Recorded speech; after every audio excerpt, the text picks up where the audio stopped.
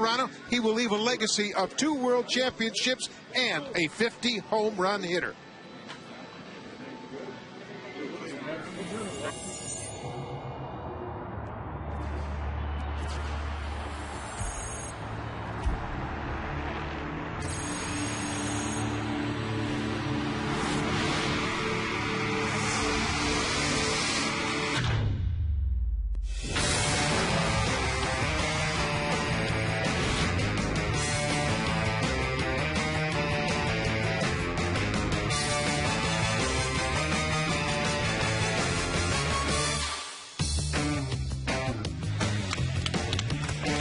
Welcome to Rogers Center in Toronto for Thank You Cito Night. The great manager Cito Gaston and his career will be honored here tonight as the Blue Jays and the Yankees wrap up the home season of the 2010 schedule for the Toronto Blue Jays. We are sitting in the TD Canada Trust Comfort Zone tonight, right down on the field. We have a great perspective of this ballpark, and this beautiful ceremony is just about to take place. Hello, everybody. I'm Buck Martinez along with Pat Tabler. And, Pat, it is a great night to honor not only a great man, but a phenomenal mentor and a teacher, and such a great man to so many people. But we're going to honor his managerial career that's coming to an end here at home tonight. He spent so many years in the Blue Jay organization. Has anybody done more than Cito Gaston for this organization and taking them to the next level?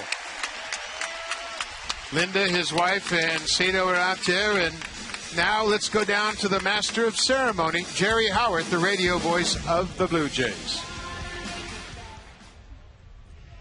Ladies and gentlemen, welcome to a special night here at the Rogers Center.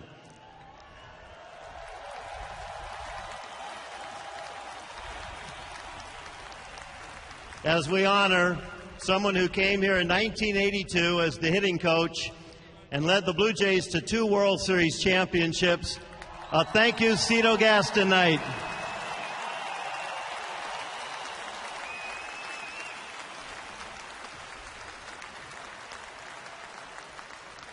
And Cito, before I introduce the dignitaries, we both came here together in '82, and let me say that I appreciate your friendship. You have made my life better. I've learned a lot from you. You have made our city of Toronto better because of your presence.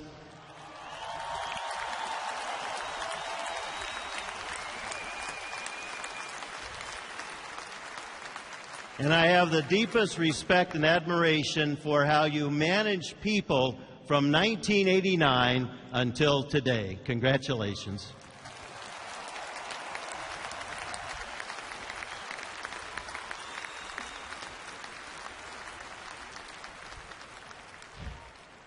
Let's start with a Cy Young Award winner in 1996, who in 1991 was a rookie. But in 1992, he won 19 regular season games, but the 20th game that he won was in the World Series. Ladies and gentlemen, Pat Henkin.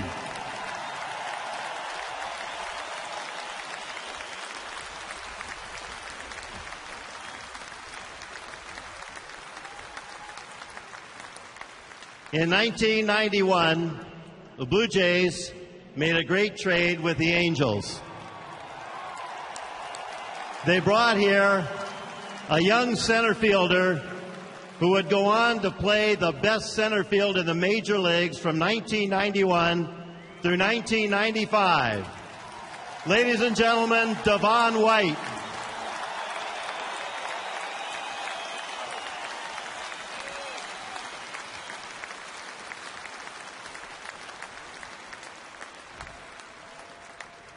In 1983 through 1990, he was a building block here toward what was to come.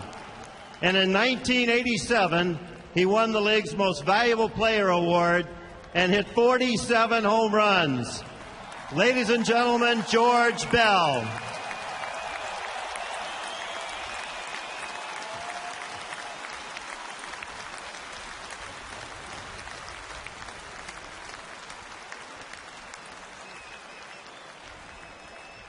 In another great trade with the San Diego Padres, He came here in 1991.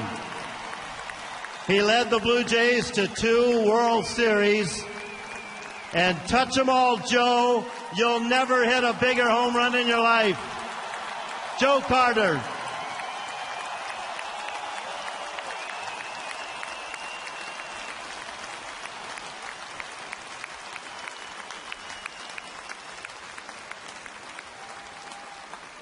In 1999, he came to Toronto. He was quiet, shy. He still is to this day. But he has the franchise record with 215 hits in one season, won 3 Gold Gloves. Ladies and gentlemen, Vernon Wells.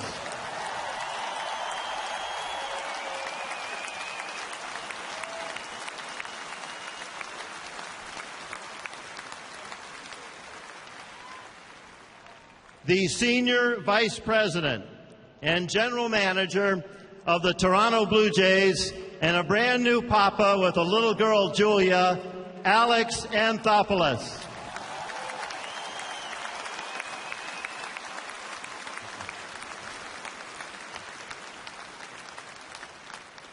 This next individual is back to do it again. He was at the helm for the first 2 World Series championships. He is the president and CEO of the Toronto Blue Jays and the Rogers Center, Paul Beeston.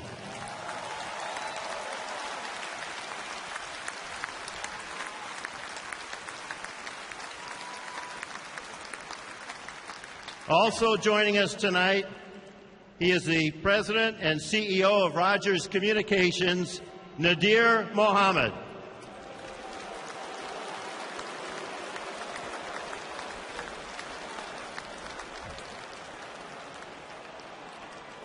And our guest of honor, who is with his wife, Linda. We will hear from him in just a few minutes. Ladies and gentlemen, Linda and Cito Gaston.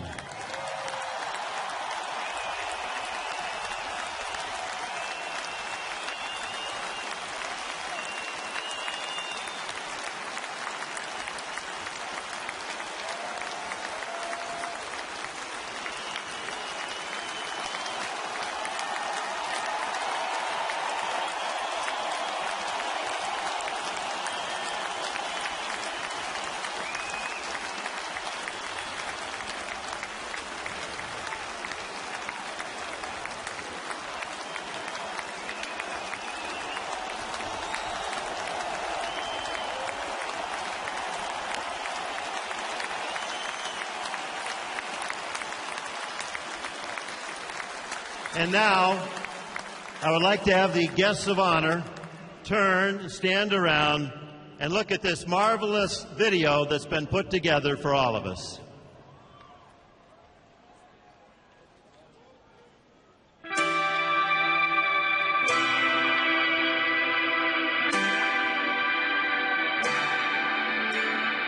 He brought 2 World Series championships to this organization.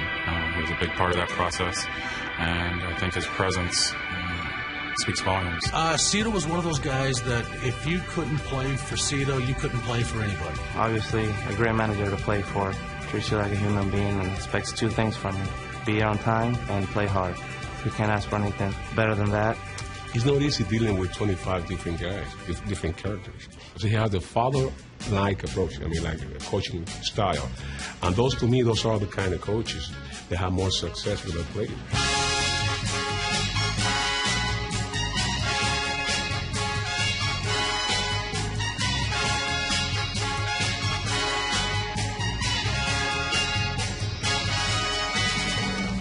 Oh, yeah, without a doubt. Cito was the first guy to give me a chance to take the ball every 5th day.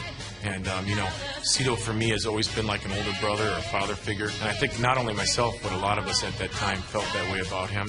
He had a terrific bond with the players. But to all of them, he was always their friend. But more importantly, someone who gave them the counsel that would take them to the next level. I believe that Cito was the reason for many of us, for our success. For me, on a personal note, he's really helped me out with my confidence and helped me with my swing.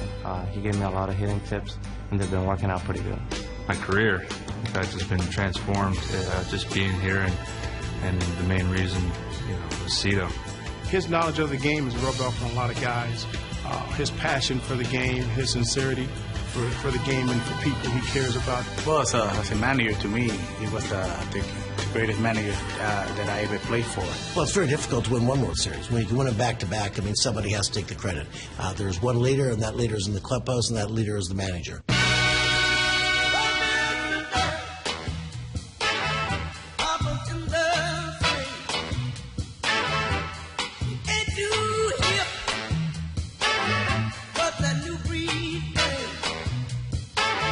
It was a big accomplishment. I think as a coach, as a manager, you always want to win World Series, and he was able to be in two of them. It was a dream come true for all of us, for him, for me, and for all the players. You know, I'm only 33, so I was quite young, but I just remember the playoff games, I remember the World Series, and I just knew that he was a champion and a winner, and he was part of what made this organization great. He's accomplished a lot of things in this game. He's given a lot of people opportunity to excel in this game, and it was a pleasure being able to play underneath him. I can say without any doubt that he definitely has changed me and made me a better player, and you know, ultimately, probably because of him, I got to go to my first All-Star game. Special person, a big person, but a gentle person, a kind person, a considerate person, and I think more importantly than that, I mean, Cito represents what we want in an organization, which is class. Just a class act, and I think that's probably the best word that epitomizes Cito Gaston and what he's all about, the character and the grace and the way that he conducts himself. As far as a friend, I don't know if you could ask for a better friend. He's been almost like a brother to me. What a wonderful person. There's nobody better than him. What an organizational man he is, and he is the Toronto Blue Jays in so many ways. I've just been a very fortunate individual to be able to work around a few managers in my career, one that just went into the Hall of Fame this year in Whitey Herzog, and one that will eventually go into the Hall of Fame in Cito Gaston. I just want to congratulate Cito Gaston on a very fine career. Cito and I go back a long ways. In fact, I believe, Cito, when you got to the big leagues, I think you and I was roommates for a few years. And after that, we remained friends, and you've had a very good major league career, not only as a player, but as a manager also. Congratulations to you, and whatever you decide to do, just remember that don't forget about old friends, and I want to remain your friend. The name is Hank Aaron. Thank you very much. Congratulations, Clarence. Congratulations, Cito. I'm glad for you. Very happy that you're ending your career this way. I know you're going to be around. It's not going to be the last of you. We're going to be seeing you around. Hey, Cito, Paul Molitor here. I just want to be one of the many to congratulate you on your retirement and just an incredible career. I know personally that I owe you a great deal for the tremendous friendship that we were able to develop during my time in Toronto, and of course you being the man to lead us to that World Championship, the only one that I had a chance to experience in 1993. So all the best, my friend. God bless. Hello, Cito. I wish I could be with you tonight up there in Toronto as they honor you and recognize you for all you've done in this game. Best wishes to you. Whatever route you choose to take from here, good luck. Hey, Cito, just a shout out from Blast from Your Past. Your old right-hander, Jack Morris, here, wanting to congratulate you on a job well done. Our years in Toronto were just as good as a player could ever have, having you as their skipper. I personally want to thank you for what you've meant to me and how you showed class in everything you did as a manager. Hey, man, Dusty here. I'm sure you know that. Man, hey, we go back a long, long ways. I remember when I was an 18-year-old kid playing my first game in AA with the Austin Braves in Little Rock, Arkansas. I dropped the first ball, hit to me. I started crying because these guys were all on me out in right field out there, and you told me you were going to take care of me. And you did. And you've been taking care of me most of my baseball, well, all my baseball career as a player and manager, and I just want to say thank you so much for everything. A big thank you. I came to the team, you welcomed me, and you gave me an opportunity to play. Helped me become a pretty good baseball player, and I have a lot to thank to you about that. Cito, I want to congratulate you on the great career you've had in baseball. You've been a great credit from your playing days on. You managed the Blue Jays to their 2 World Championships. Your career from start to finish has been just extraordinary. Congratulations, Cito. I wish you the best in the future, and I look forward to our paths crossing in the near future. Cito, congratulations on your planned retirement from the dugout.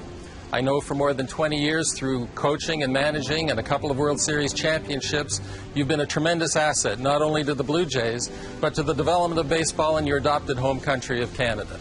Cito, my old buddy, listen, congratulations on a great baseball career. You were awesome and one of the best guys I've ever known, Cito, and personal friend of mine forever. Have a great night, Cito. Congratulations. Thank you for everything you have done for me. Thank you for everything that you have done for the people here in Toronto, and I wish you all the best. He was more than a coach. He was a true friend. Cito Gaston set a very high standard. He did it with an air of professionalism, a love for his players, and a love for the game.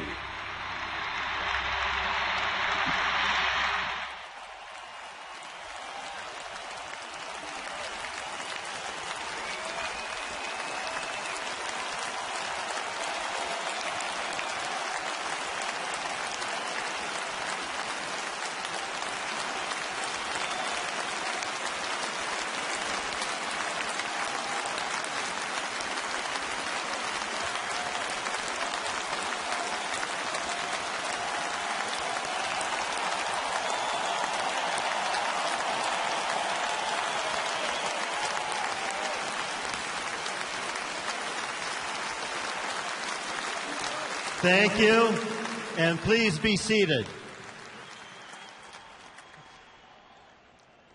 How about ending that video with those great words from my late partner, Tom Cheek?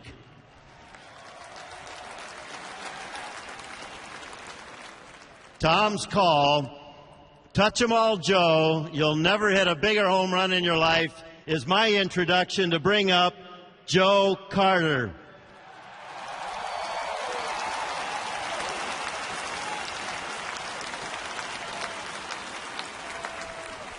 Thank you, Jerry. First of all, I want to tell Cito that there are guidelines when you're having a retirement party and they're honoring you. You can't get thrown out of the game, okay?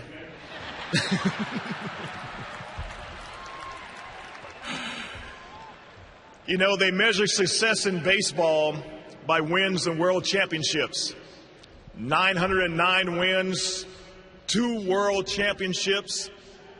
We can see he's had success, but you know what? In life, success is measured by the impact that you have on other people's lives. And if we look around here and see the impact that Cito has had on all you all's lives and all the guys up here, we thank him for that because he has made an impact.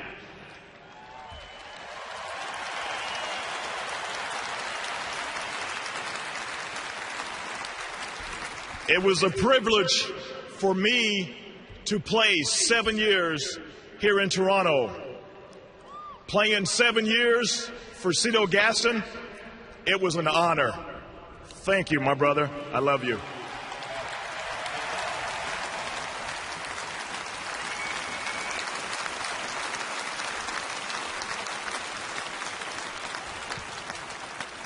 Thank you, Joe. On the video, Jose Bautista said it best, "Thank you." And now, on behalf of Jose's teammates, Vernon Wells. Come on up, Vernon.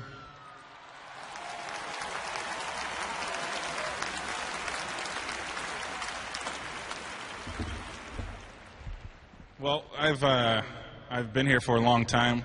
I've gotten to be under Cito as a manager, as a hitting coach, and he's been a valuable part of my baseball career. He expects nothing but the best. He expects you to come out and play this game the right way and respect the fact that you get to put a uniform on each and every night and play this game of baseball like it's your last game ever. On behalf of the players, we want to say thank you. You've been a tremendous blessing in the lives of many. I'm sure Linda's happy that she's actually going to get you on an everyday basis. I don't think people out here understand how much of a grind it is on the family, us being on the road so much.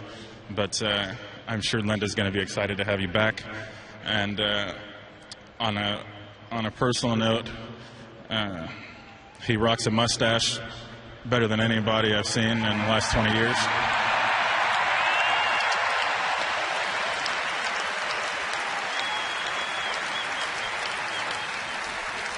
And as a team, we thought it would be a great gesture to go out and get you something. And this is something that is nicer than anything I've ever had. So we want to say thank you. And it's been, like I said, it's been a blessing to play underneath you. And this is a thank you for everything you've done for this organization and everything you continue to do from this day on. Thank you.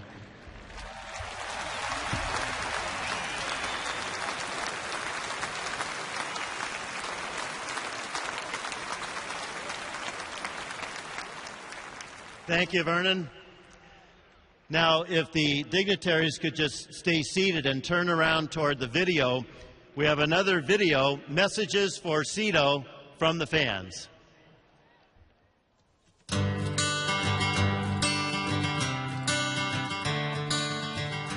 Hey, Cito, just want to say thank you for all the great seasons and great memories. For all the successes of the past and all of the joys and surprises of this season. Thank you for everything, for all the success you brought the Blue Jays. You taught us the meaning of the word respect. We appreciate you and we will miss you. Hey, Cito, just want to say good luck and thank you for the World Series championships. Thank you, Cito, for everything you've done for the Blue Jays. I really don't know what we would have done without you. Thank you for being a big part of the Toronto sports scene. Thanks for the memories and all the best in the future. Cito, you're going to be missed, not just by Toronto, but by the Jays and every fan in Canada. It's just not going to be the same without you. Take care, and thanks for everything. Thank you, Cito. Thank you, Cito. Thank you, Cito. Thank you, Cito. Thank you, Cito. Thanks, Cito. We're really going to miss you. Thank you, Cito. Thank you, Cito. Thank you, Cito. Thank you, Cito. Thank you, Cito. You're the man. Thank you, Cito. Mwah.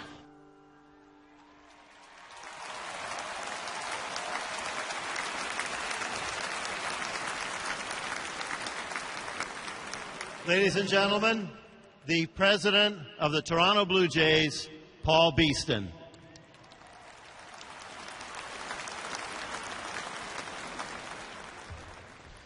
Picking up from where Joe spoke, Jackie Robinson said, "A life is not important except on the impact it has on other people's lives." Cito, you came to Toronto in 1982. You brought a style, and you gave us your undivided attention, but more importantly, you brought with it everything that requires to show what leadership is all about. You reluctantly took the job in 1989. You came back in 2008. And Cito, we couldn't be happier for you. You won pennants, you won World Series, and more importantly, you won a lot of individual honors. But what you really did, and more important, you represented ownership, you represented the team, you represented the country, and you did it with what is commonly known as class.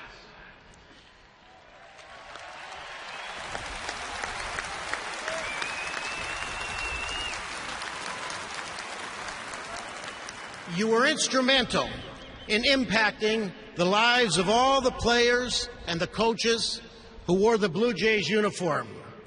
And you stand as a model of what leadership is all about. I could go on and talk about your many virtues, but what I really want to do is say a few thank yous. I want to say thank you on behalf of our entire organization, the scouting staff, the development staff, the players, and everybody in the front office, because you treated us all the same, no matter where we were or where we stood. I want to thank you on behalf of the ownership, both past and present. And most importantly, I want to thank you, because I know I can, I want to thank you on behalf of the fans and the legions of them across this country for what you have done to represent us so well.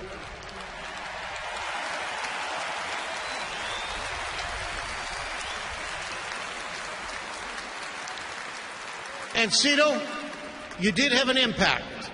And something tells me that Jackie Robinson is looking down on you today fondly, knowing that you did what he wanted you people to do, which is to have an impact on other people's lives. So, Cito, congratulations, and come on up here, because I'm going to call Alex and Nadir Muhammad up here to make a couple of presentations.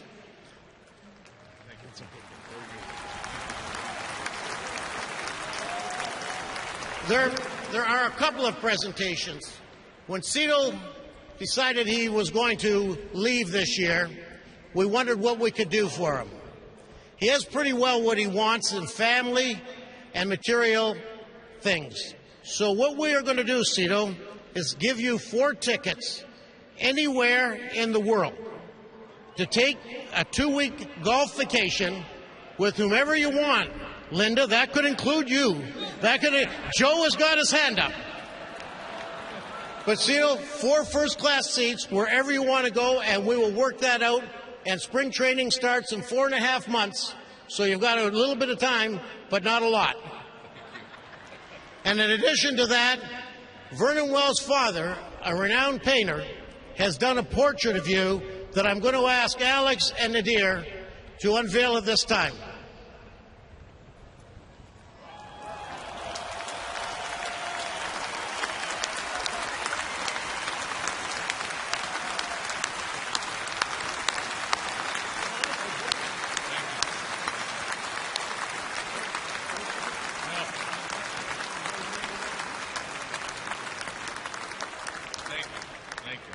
Thanks, Alex.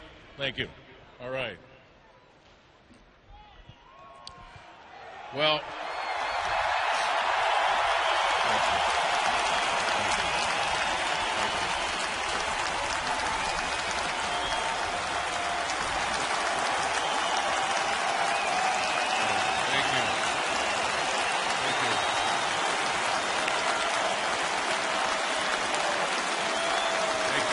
thank you.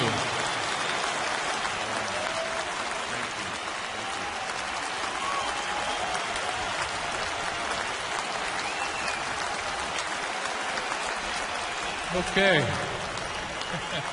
Thank you. Thank you very much.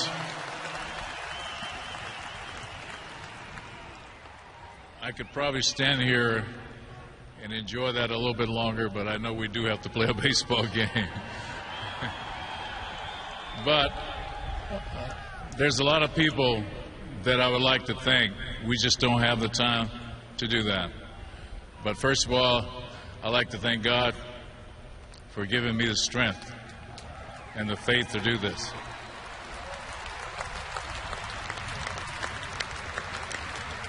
I'd like to thank my family, my wife, for putting up with me all these years. And you guys who play this game know what I'm talking about. Without our families, we wouldn't be anything. And also, I'd like to thank all the players who's ever played for me and the way that they played. And that was hard every day.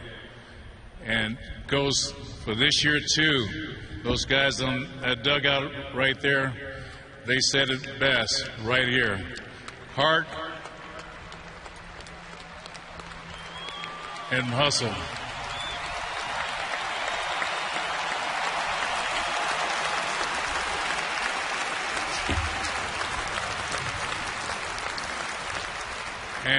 And they have done that all year. And I'm really proud of you guys, and you should be proud of yourself too. Then I'd like to go, and I want to thank Paul Beeston, Mr. Hardy, the late Mr. Hardy, for believing in me and giving me the chance to succeed. And certainly, I want to thank you fans for the memories. For without you, there would be no memories.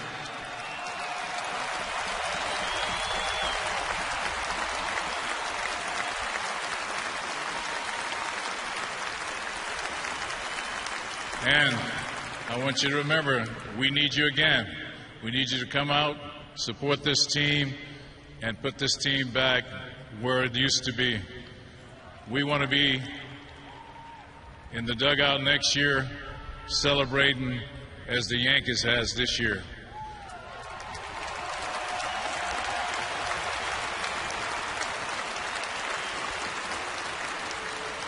And I want to thank the Yankees tonight for being so patient and being out here and enjoying this ceremony tonight.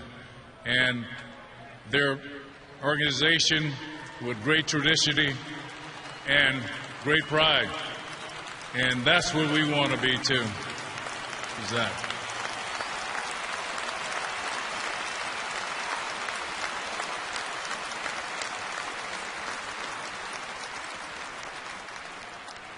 Once again, thank you, fans. Thank you for the memories. And God bless you all.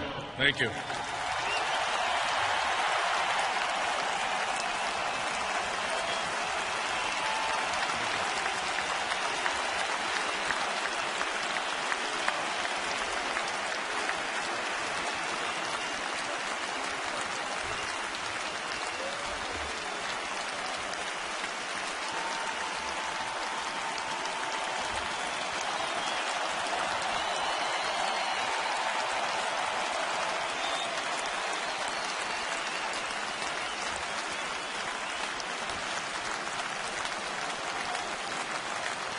Thank you, Cito. And now it's time to play ball.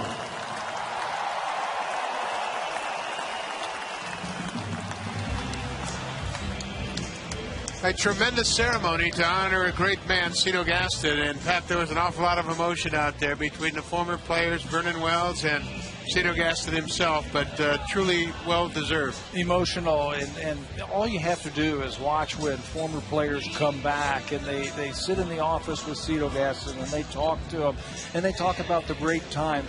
They understand. They understand what he meant to this organization, what he means to this city.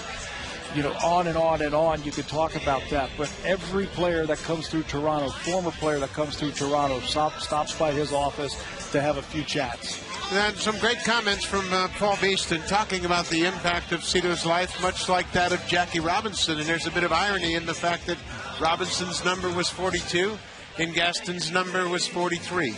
Couldn't have said it any better about having the impact on the lives of the baseball players. The past and present players, you can see this right here as the players file out one by one getting a hug from Cito Gaston. He had an impact on hitters. He had an impact on pitchers. He had an impact when he was a player back in the 70s. As a manager and as a coach, you had him as a hitting coach, and the impact he had.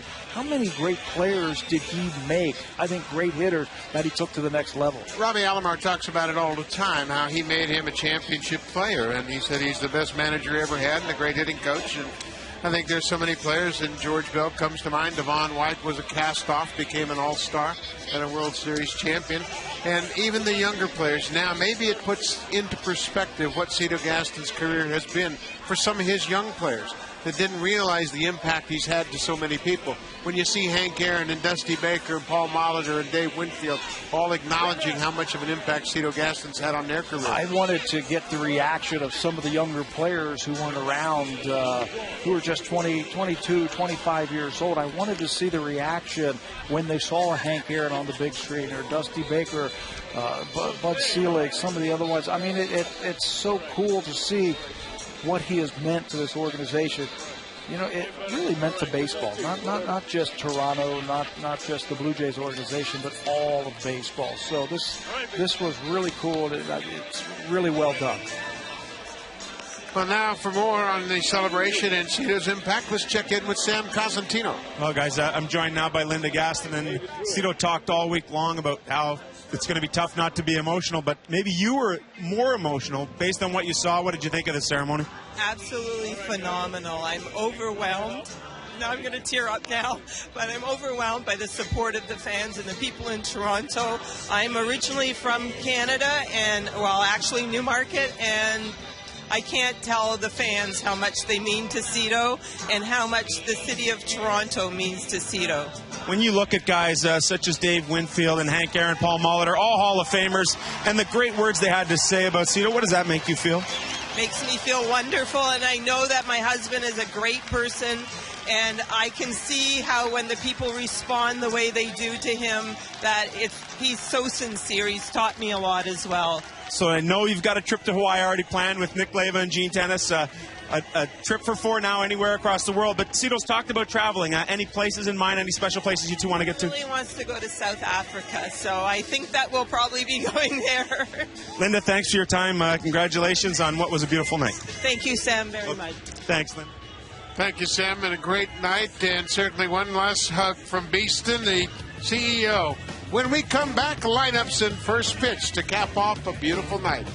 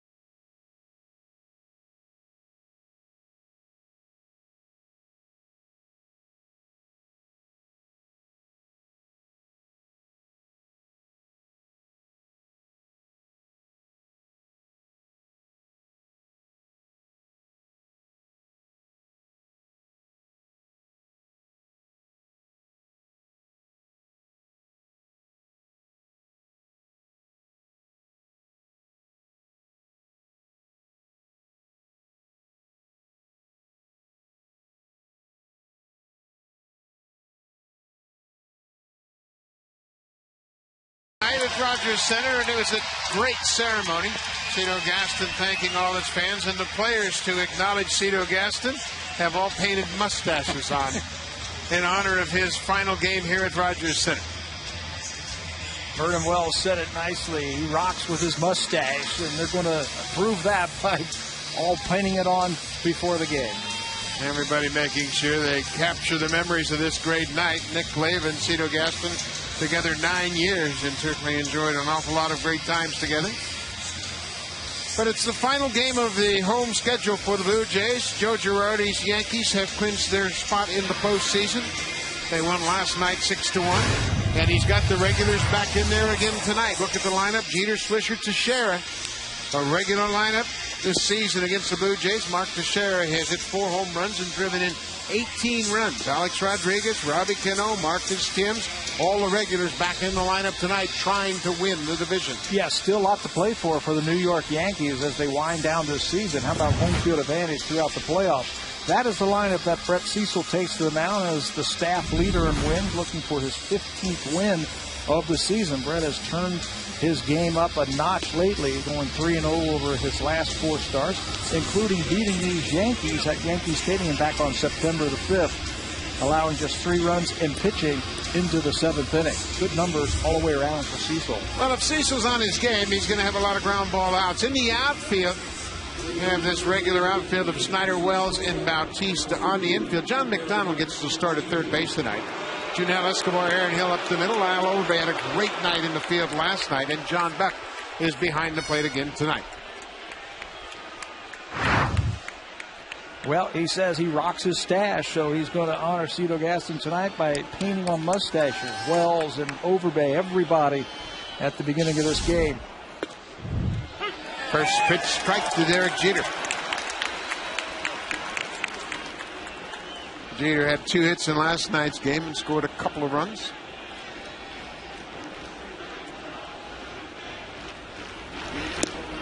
Good breaking ball. Well, if he has that changeup, he has that type of breaking ball, he'll pitch very well. He's had very good success this year against the Yankees, going 3-0 in 4 starts. The Yankees hitting just .232 against Cecil this season. A ball and 2 strikes. Brett Cecil has gained an awful lot of confidence over the course of this season. He's pitched very well against the American League East all year long.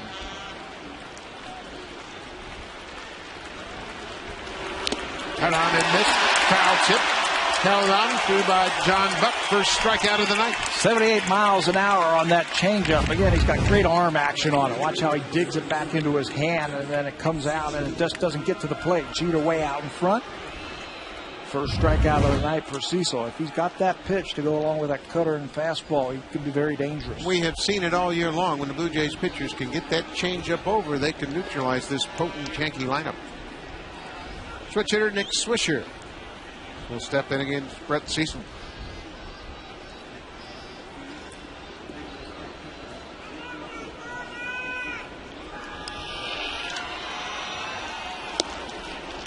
To give you an idea of what we're seeing tonight when we're down here in the TD Comfort Zone, big easy chairs, a reminder of just how quick the game is. That ball is coming in very fast to Nick Swisher. It's also keep your eye on the ball night. Yeah, don't turn around. Well, one thing I always talk about, when you move from the field to the dugout, the game slows down. When you move from the dugout to the seats, it really slows down. And it's in slow motion when you're broadcasting upstairs. The farther away from the dirt you get, the easier the game is. Boy, that's for sure. This is a good reminder how quick the game is. The ball and 2 strikes to Nick Swisher, 1 out. What a beautiful night.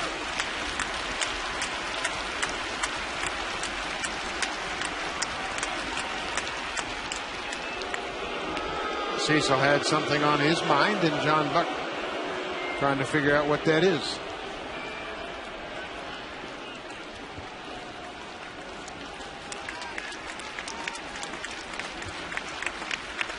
Still can't get their heads together. Now they're set. Change up, missed up and away. They keep going to that change up. Teams can get you out up or down, or they can get you out with fastballs and breaking balls. The Blue Jay pitchers are unique, and they can get you with a fastball in the changeup. They change speeds. They make you go out and try and get the ball. Hopped up on the infield. Aaron Hill makes the catch. A little bit of wind blowing around. Tonight's scouting report is brought to you by TD Bank. Banking can be this comfortable. Poise on the mound. We have seen it this year from Brett Cecil. He has really grown.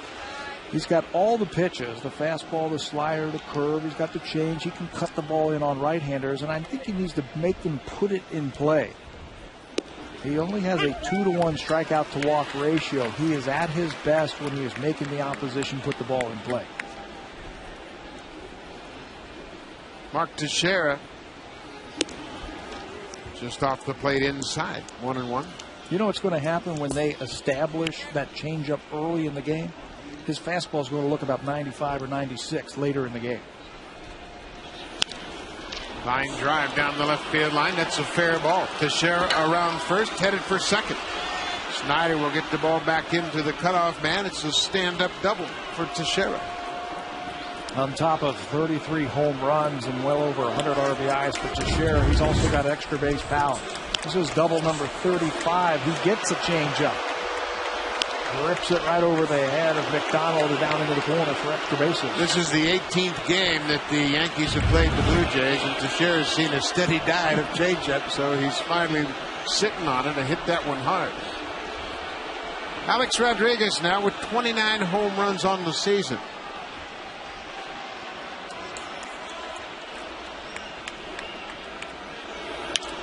Pops this one up.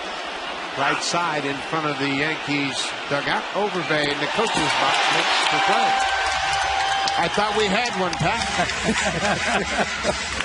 It is thank you Cito night tonight at Rogers Center. We have played a half inning. It's scoreless.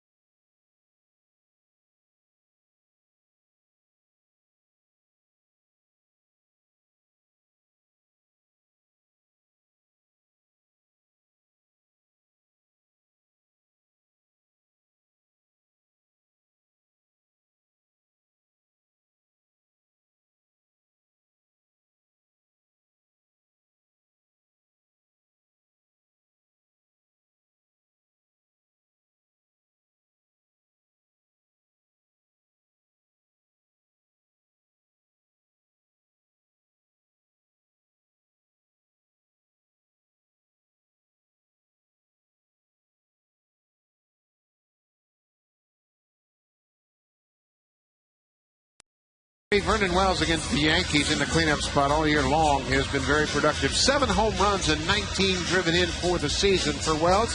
Cito wants to make sure they have the best record possible, trying to wrap up this Yankee series this year. And it's been a while since they won a series against the Yankees. Javier Vasquez has spent most of the season in the rotation, but has bounced between starting and relieving since late August. He's really struggled in his last starts, 0-2 and an ERA over 7. To bump that season ERA up over 5. He also hasn't pitched past the 6th inning since July the 31st. He has had trouble commanding his pitches, and that's why his numbers have ballooned. Originally, this was Andy Pettit's scheduled night. They pushed Pettit back, want him to pitch on Friday in an effort to get him ready for the postseason. Javier Vasquez set to work to Travis Snyder. Popped out of play down the left side. Snyder with a big night last night. Hit a rocket out of the ballpark for a home run in the 3rd inning off CC Sabathia, and then hit one off the glove of Mark Teixeira in the 9th. And you can just see him as when they put him into the top of the lineup, how aggressive and how much more comfortable he has been every one of his at-bats. Ball on the strike. Travis Snyder's mustache reminds me of Bobby Valentine when he got thrown out of the game at Shea. He just needs the glasses now, right? The fake glasses and nose. And check swing, foul tip. But you have to admire the intent to acknowledge Cito Gaston's final game here at Rogers Center. The team has painted mustaches on. I never would have thought of something like that. Maybe put his number on your jersey or something like that, but not the stash. Line drive, right field. Swisher back. This ball is gone. The mustache works.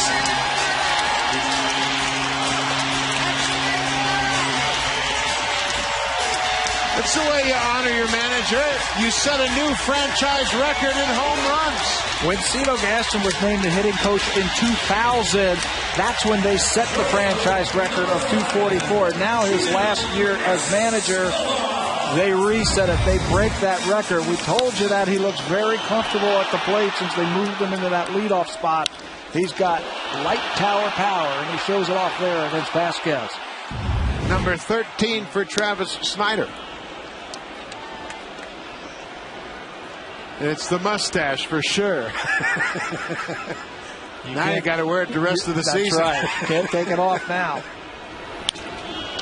Escobar in the left field. He has a base hit.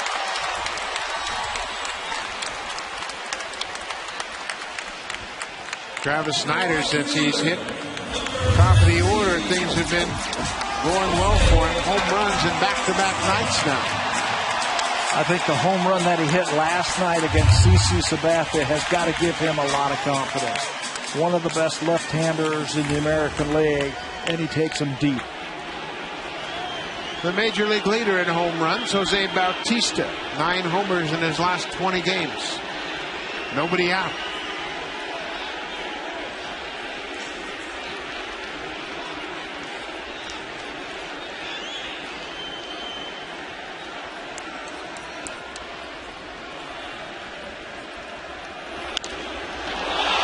Fly ball, but not that deep. Escobar goes back to tag up at first.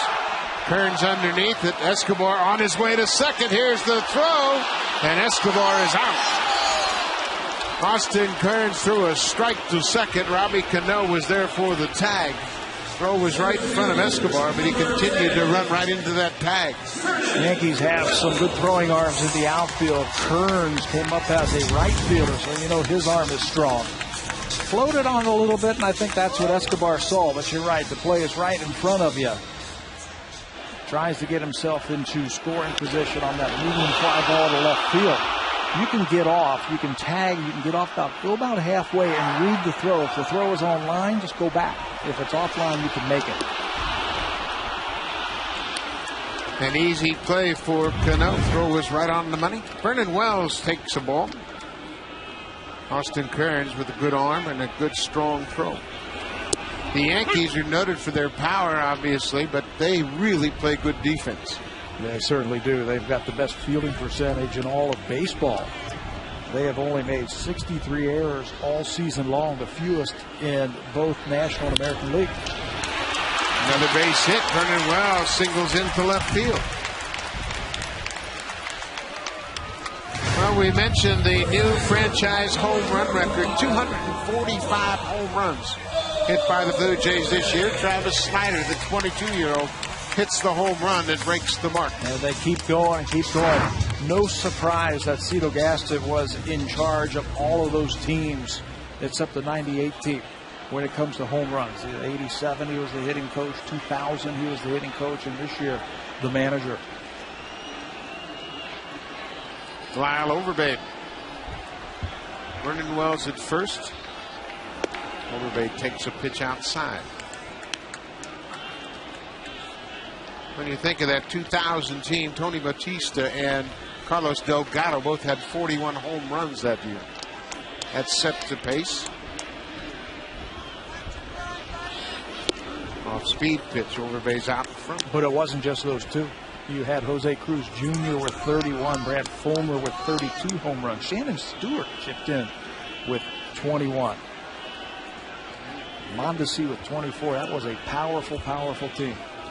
I believe Darren Fletcher had 20 home runs as well. 2 balls and a strike. We are in the first inning.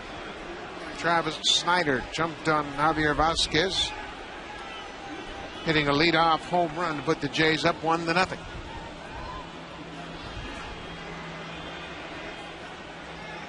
There goes Vernon Wells. This is popped up near the right field seat, or left field, and it's out of play. Lost my perspective a little bit. You know, being over here, you're right. You get kind of backwards. Take a couple of innings to get used to it over here. Travis Snyder's leadoff home run was the 5th of the season for the Blue Jays. Fred Lewis was the leadoff man for most of the season.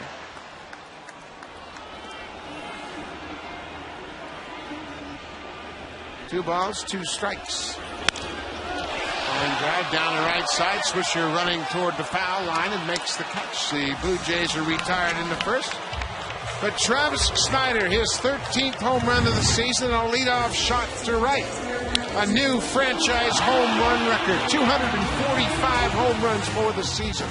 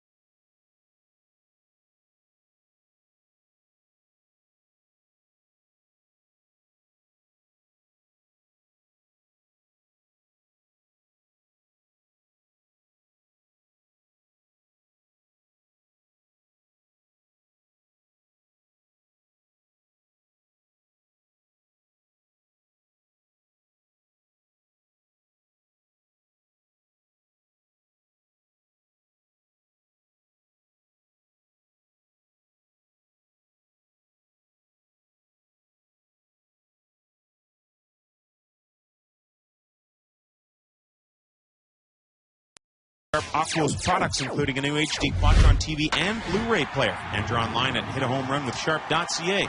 Sharp Aquos with Quadron technology. You have to see it to see it. Travis Snyder has put the Jays out in front 1-0. Robinson Cano, the fine second baseman for the Yankees, will lead off the second. Ceso's out in front with a fastball. Cano's had a tough season against the Blue Jays. They have really pitched him tough, hitting just 161 for the year. Just foul outside first. If I'm playing the Yankees in the postseason, I'm looking at the Blue Jay games and trying to figure out how they pitch Robinson Cano. You know, you can find the splits. You know, you can look up on, anywhere and find how certain teams pitched certain players, and all you have to do is look at the numbers. We just flashed them on the board right there, 161. Here's a guy who's hitting well over 300 with great production. And it's no secret, we have watched every game this year between these two teams. They have pitched them tough because they've utilized and used the changeup. They throw him enough inside pitches to make him aware of that, and that really protects the outside changeup. But nowadays, with the video and the computerized video, they can call up any video of anybody and break down a batting stroke. And certainly you know that the three postseason teams are doing that right now. 0-2 to Cano. You know, it's not even at bats as that ball hits off the facing of the fifth deck. They can go back and say, okay, what did Robinson Cano do with two strikes, and how did the pitchers pitch to him, and call up all of his at-bats against a certain team when he had two strikes to see what they did to him. How they finish him off. Fred Ceso's in that spot now, 0-2 to Cano. Another pop foul out of play. I don't know if I should look at the monitor or look at the with the. I'm looking at Robbie Cano right now, making sure that he hits one down here. Well, especially when we see changeup, because he was way out in front of that one. I'm watching the signs, and then I'm looking. That's right. That's right.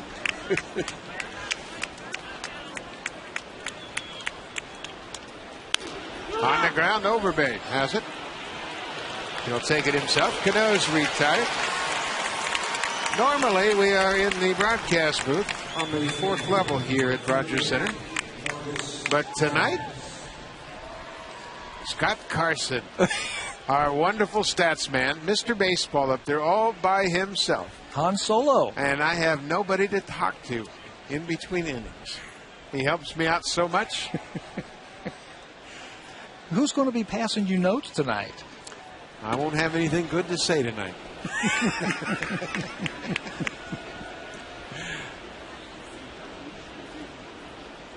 Marcus Timms has really worn out the Blue Jays this year. He is in there again against the left-hander, Brett Cecil. Timms came off the bench in last night's game and had a pinch hit single. That was off of David Percy. And he is raking here at Rogers Center this year, almost 400. 385 for Marcus Timms. Let me ask you, with Cecil's changeup, everybody now knows he has a good one. Why are hitters still out in front of him? Because he's got great arm action on it. Ball is popped up right side of the infield. Aaron Hill backs up, makes the catch. And what I mean by great arm action, he throws it out of the same arm slot as his fastball and all his other pitches. And he throws it at the same arm speed as all his other pitches. So as a hitter, when you're standing up there and you're thinking fastball or you're thinking slider, cut, or what else, and you watch that arm come through, it's an optical illusion. If you see that ball, it looks like a fastball, and all of a sudden it almost seems like it stops on its way to home plate. That's why the batters have been swinging at it. Austin Kearns takes a fastball away. All pitches I saw seemed like an optical illusion. I can't tell you. I don't understand how some guys make it look so easy. 2 balls and no strikes to the Yankees left fielder. 2 outs, second inning. Boy, it's a beautiful night. The roof is open, the breeze you can feel down. This is kind of nice being down here. Doesn't it feel like playoff baseball? A little chill in the air, the crowd, electric. Well, I applaud the fans for showing up tonight. It's a Wednesday night, and certainly they came out to acknowledge Cito Gaston on Thank You Cito Night. Nice turnout.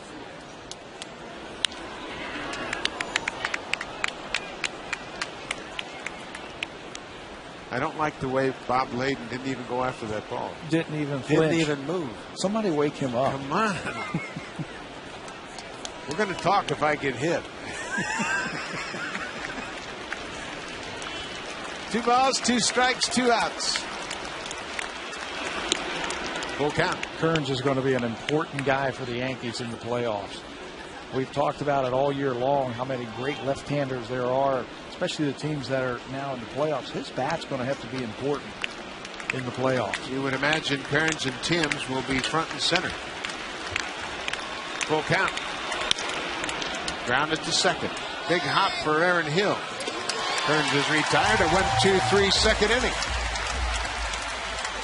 Brett Cecil's held the Yankees to just a double so far.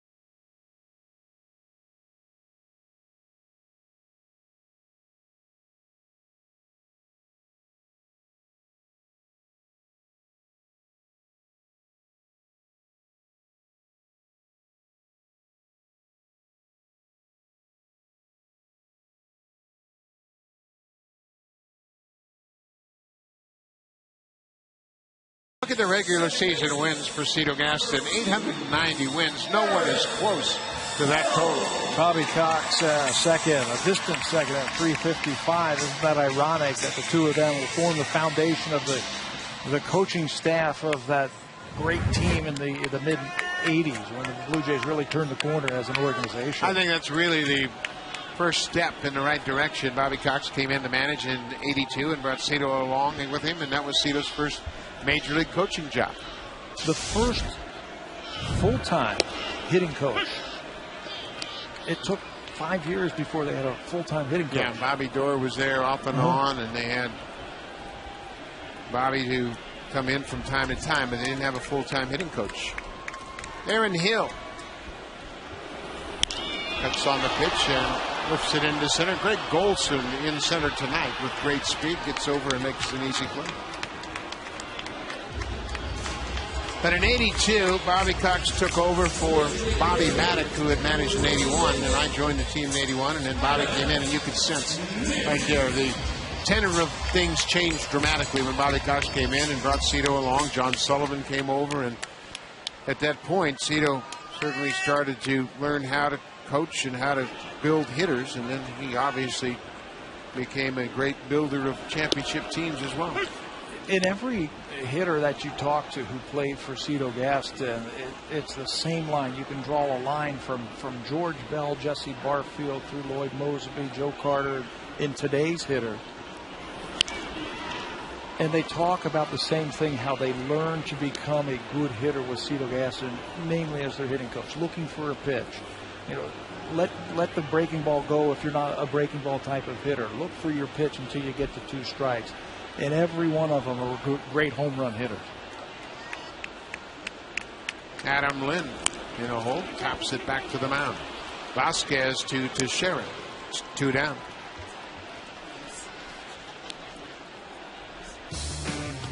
You could win all new Honda CRZ and other great prizes when you vote for the Honda Play of the Month. Vote today at BlueJays.com.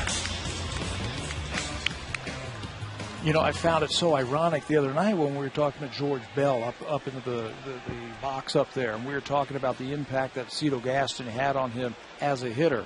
And it sounded like Jose Bautista was talking to us, because the same message that worked in the 80s works in 2010. Have a plan. Know what you want to hit. Don't chase pitches until you get to 2 strikes, and that's exactly what Jose Bautista has talked about. And when you think about it, here's another man that's really benefited from the impact of Cito Gaston, and John Buck acknowledged that during the ceremony in a video when he said Cito was responsible for me making the All-Star team for the first time.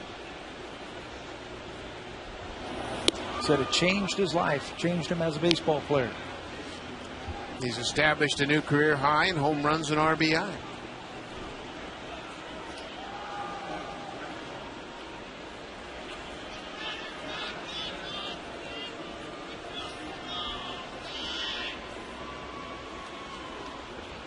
One and one, 2 outs.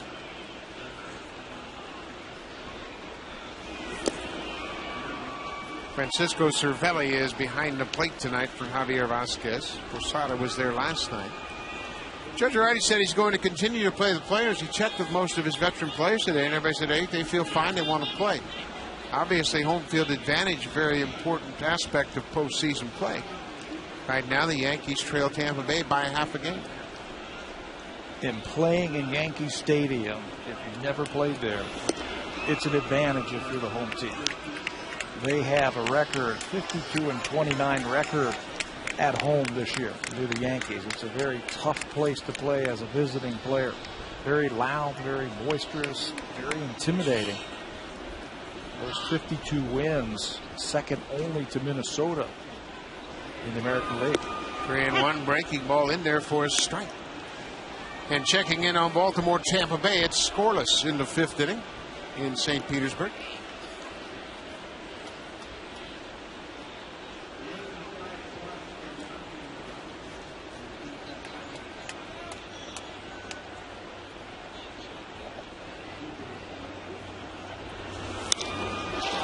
Drive right center field. Swisher on the run. He is not going to get it. Home run, John Buck. catcher. One of the problems that Javier Vasquez has had this year is the long ball. Travis Snyder hit one in the first inning. That was number 30 given up this year by Vasquez, and now he matches his number on his back with number 31. And you know Cito Gaston is really happy. He has spoken about John Buck getting to 20 home runs. He sure has. You can see the big smile on Gaston's face. That's a pretty tough pitch down and away, and he drilled it to the bullpen in right field. You have to be some kind of strong to be able to hit the ball the other way that far. Look at Cito. He knows how hard it is to have a 20 home run season, especially for a catcher. And he was very supportive of John Buck and kept him playing, wanted him to get to that plateau. 6 players now on the Blue Jays with at least 20 home runs. Exactly what he said in spring training. I've got 6 guys on my team I think can hit 20 home runs. A ball and a strike to John McDonald. Breaking ball on the knees. McDonald starting at third base tonight. He's established a new career high in home runs with 6. His slugging percentage is the highest in his career. Extra bases. So they keep flipping and breaking balls. 6 home runs and 22 driven in for Johnny Mack.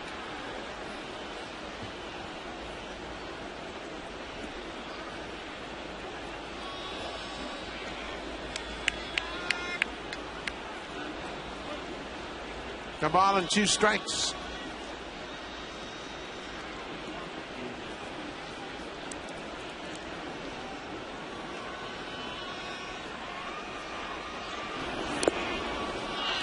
Two and 2. Blue Jays lead 2-0 as they want to win this season series. They're currently ahead at 9-8 and have a chance to win the season series for the first time since 2000. Line drive off the glove of Alex Rodriguez. McDonald around first. He's headed to second. Kearns doesn't have a play, and John McDonald has a 2-out double.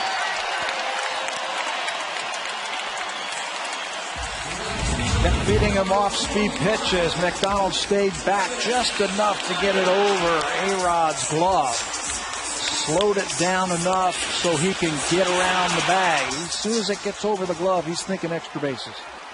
Gets himself into scoring position for Travis Snyder. 9th double for McDonald. Travis Snyder has been swinging a red-hot bat of late. Bounced, and that'll get past the catcher. McDonald goes around 3. He's coming home. Here's the throw to the plate. And the ball was out of play. The ball bounced out of play, and that meant that McDonald was held to a single run, but he had the right idea.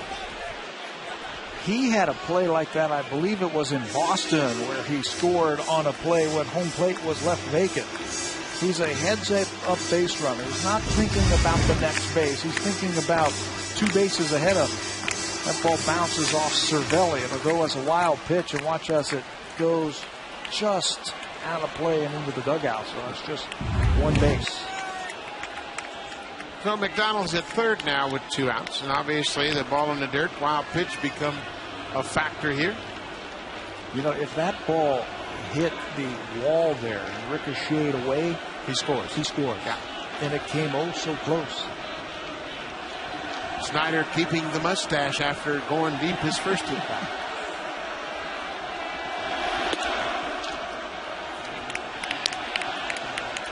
They might start a fad around town. You'll see a bunch of kids tomorrow going to school with a little mustache paint.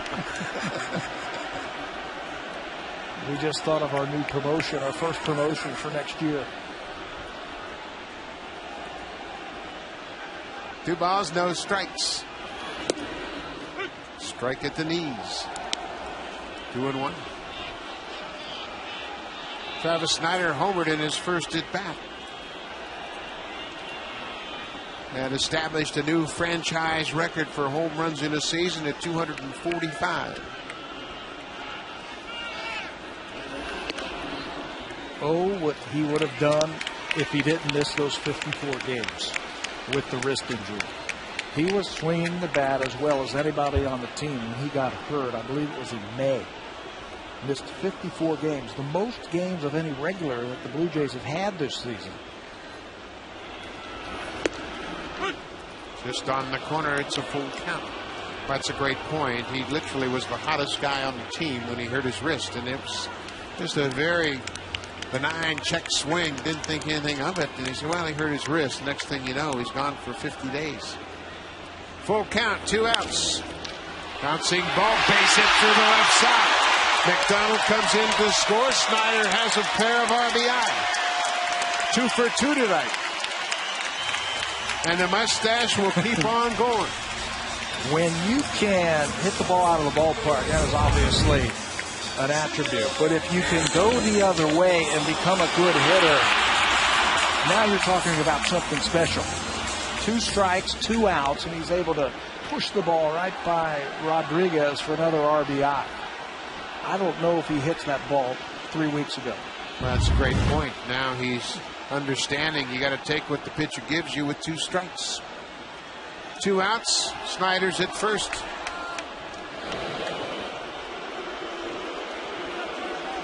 Escobar had a single in his first at bat, and then was doubled up trying to tag and advance on a fly ball to left.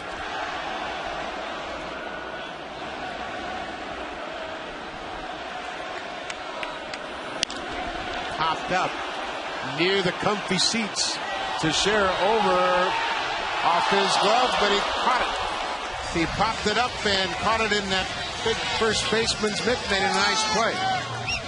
When we come back to Rogers Center, Joe Carter, the hero of the '93 World Series, will join us.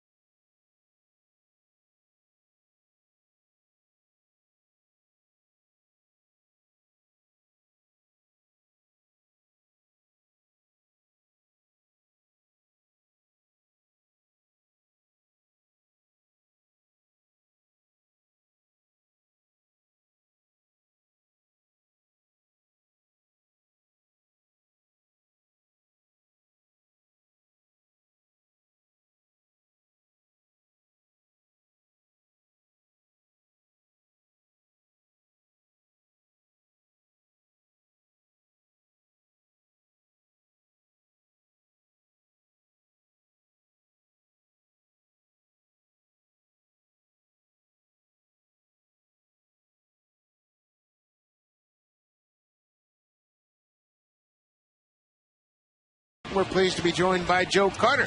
And Joe, you made an appearance out here, a very special night. Thank you, Cito Gaston night, and thank you for joining us. Well, Buck, it's always a pleasure joining you and Tabler and, all the guys. The only thing I'm worried about is this is too close. You're not as worried as I am, Joe. Could you imagine when I was playing if they'd had this on the third base line? Oh yeah. I think I would hit a few guys, but no, you got to be leery over here. Yeah. Well, this is a good reminder of how quick the game is. But talk about Cito. You had some great words to say about Cito Gaston. You came here from San Diego at a time when the ball club was on the uptick, and you certainly added a lot to this ball club. Well, but coming here, I knew Toronto was an awesome place with 50,000 fans coming to every ball game, and then getting a chance to play for Cito. We had long conversations whenever we would come to town when I was in Cleveland, because Bobby Bonds and Cito always had this thing going about who had the best hitters, and Cito would come to town and say, "Hey, I got my boys ready," and Bobby Bonds would say, "You know what? My boys are ready too." So the pitchers had no chance. And then when you got the news you were coming to Toronto, that must have been a real up time in your career. Well, at the time when it happened, I was kind of disappointed because I was 1 year away from being a free agent. I wanted to play in Kansas City, lived in Kansas City. But once I got over the initial shock of being traded, and I told Robbie, I said, man, we are going to a great place. And you talk about a great place to play baseball, chance to win a championship, and it all came to fruition. When you came here, you had established yourself as an all-star type of player. You had great years in Cleveland and San Diego.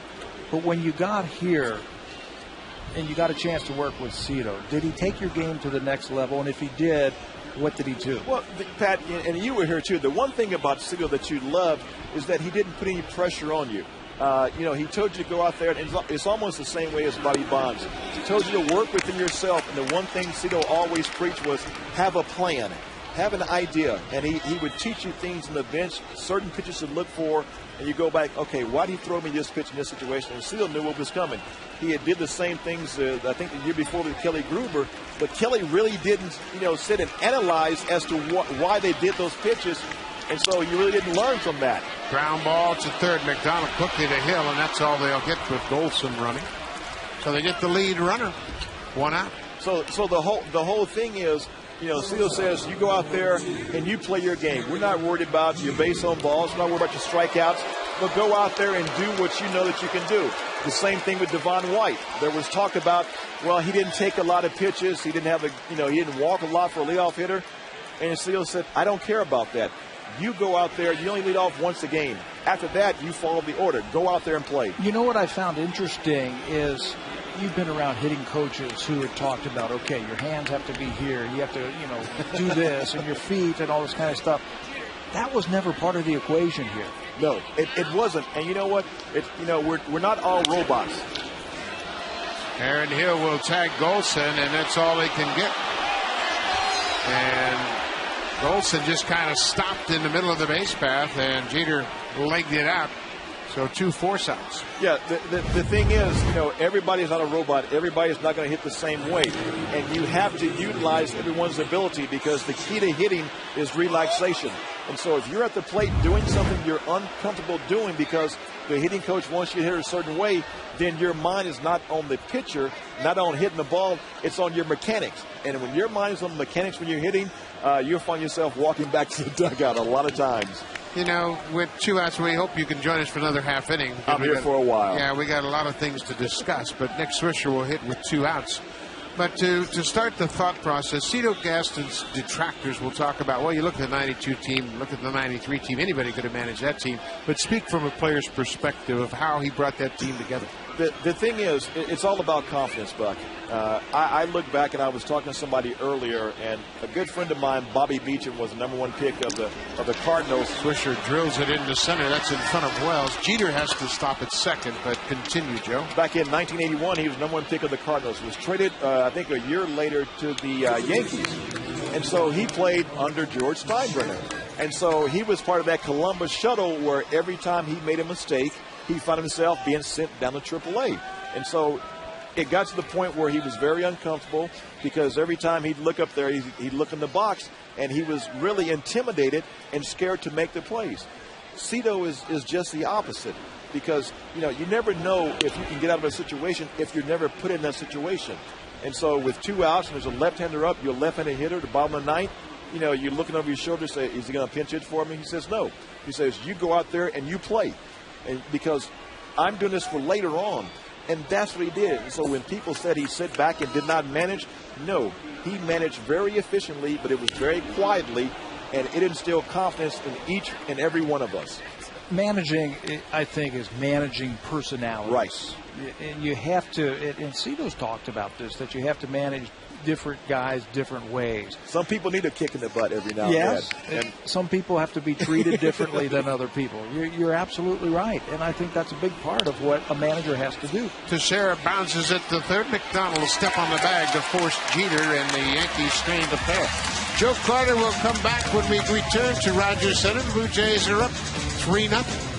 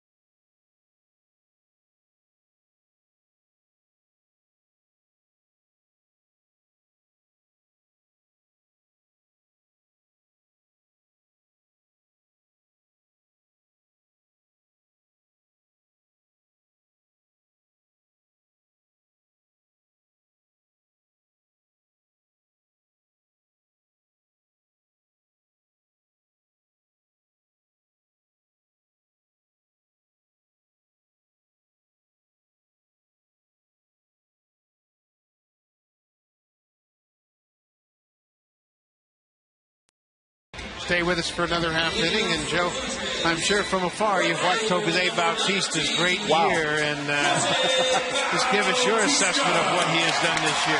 Well, you know, in this era, because you talked about the steroid errors and the performance enhancing, and now that they've been testing, so they're coming to clean the game up, to have a guy, I mean, what was his high before this 16. year? 16.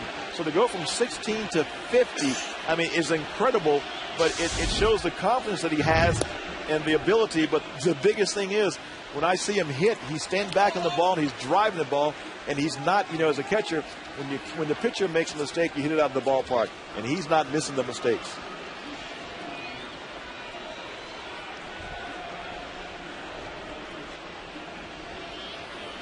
I assume you've been watching the Blue Jays a little bit this year. Yes, I have. I have been watching a few times. And you've studied him. What is he doing different this year in your mind? You know, Tabby, the biggest thing is confidence. And you know, as a hitter, once you have confidence, I mean, you feel that you can do anything. I mean, when you're going through a bad time, you start to doubt yourself. And the biggest thing I tell anyone is that you have to believe in yourself. And so when you go to the plate, take the bad at bats, toss them away, and go out there and live on something good. Think about something good. And right now, he has all the confidence in the world. And once you've tasted success, I mean, you know what it feels like. You feel that you can do anything, and at any pitch, you can hit it out of the ballpark. How about playing every day?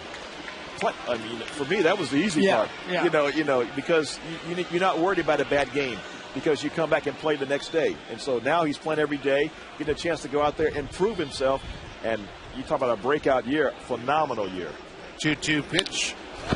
Ooh. Wow. Tell me you caught that. Right here. Thank goodness that wasn't Bob.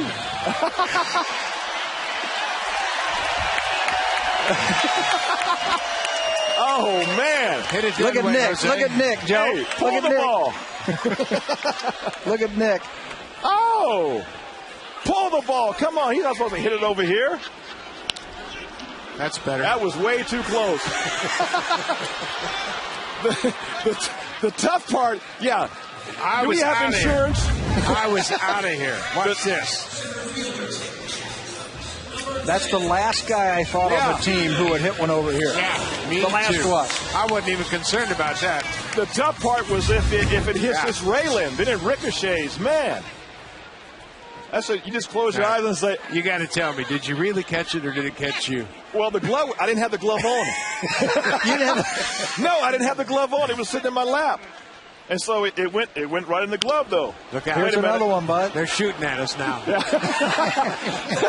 Like shooting fish in a barrel, huh? They found out where we are. They found the weak link. They've been threatening to get back at me all year long. Oh, man. Well, you know what? Hey, I need to leave because they missed. Thank Bobby goodness you were sitting that was there. Bobby then. Bobby, you were gonzo, brother. Oh, man. If you were there, see ya. That was close. Close. Yeah, that was, I mean. I thought I was hit. Woo. Oh, man, that would have been. Look at this way. It won't happen again. You know what? Hey. I'm going to act like a tree and get out of here.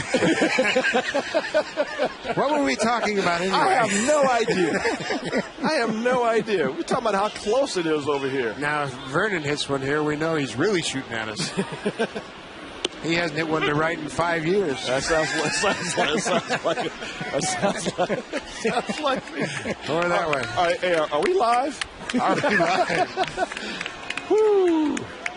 Hey, they can't mess my golf hand up now. Might have been one of those rings you have on. Thought I took that one right in the mug. Yeah. Boom.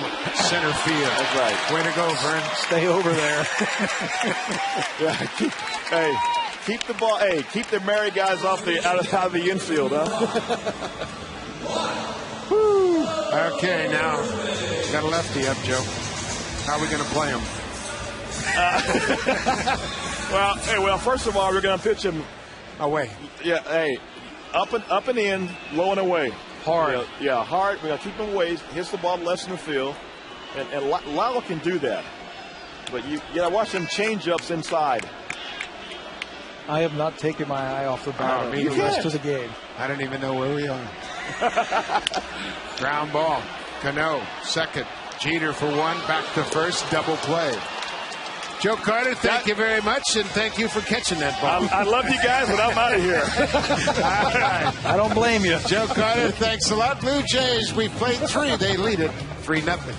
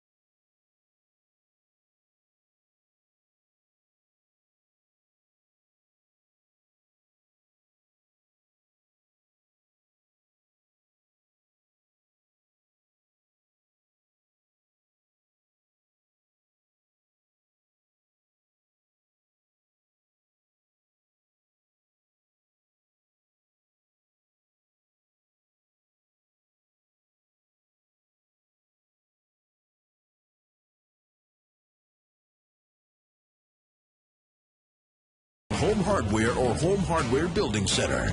Homeowners helping homeowners. Back at Rogers Center, we'll start the top of the 4th inning. It'll be Alex Rodriguez stepping in. And as Reggie Jackson once said, they don't boo nobodies. So that's the standard welcome Alex Rodriguez gets when he's on the road. Breaking ball for a strike, Brett Cecil leading the Yankees 3-0. He's held the Yankees to 3 hits.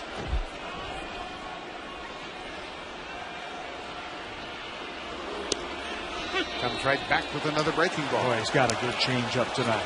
He's got great arm speed on it, and it's really fooling the Yankees. One thing about Cecil this year, his August and September this year just shows you the type of pitcher he has become. Bouncing ball, gloved by Cecil, plenty of time. Rodriguez is retired, 1-3. Last year in August and September, his record was 3-3. Batters hit .319 against him, and his ERA was over 6. This year, though, he's 6-2 in these 2 months, and you can just see how more mature he is as a pitcher. It's all about controlling what you can handle and what you can control, and your demeanor, your poise, your confidence, and your emotions. We had a great conversation with Bruce Walton today, looking back on Kyle Drabek's start last night. Robinson Cano. And Walton said that Drabek threw about 10 mad balls last night. And he says you need to get overthrowing those mad balls. And obviously what he means by that is when you let your emotions overwhelm you, when you throw balls just without thinking about execution. You're just going to try and throw it as hard as you can because you're so mad. And that's when you get out of your fundamentals, your rhythm, you get out of the way you throw a pitch. And Kyle had 10 of them last night. He doesn't want them to have any. And Bruce Walton has done a great job with his young pitching staff, and here's a perfect example in Brett Cecil, how far he's come in 1 year. Bouncing ball up the middle, backhanded by Hill to Overbay in time to get Cano. Good play. The Jays second baseman gets the Yankees second baseman 2 outs. You have to have a strong arm to be able to go to your right as a second baseman, throw across your body. Watch where he ends up, almost at shortstop. Backhands it. The momentum keeps taking him away, and he's right behind second base. It's an accurate and a good throw from Hill to end it. 2 outs. Marcus Timms, the DH. Fouls the first pitch off his foot. Timms came to the Yankees after a good career with the Tigers. He was part of that potent right-handed trio of Brandon Inge, Craig Monroe, and Marcus Timms. They went to the World Series, and he was an important cog in that offense.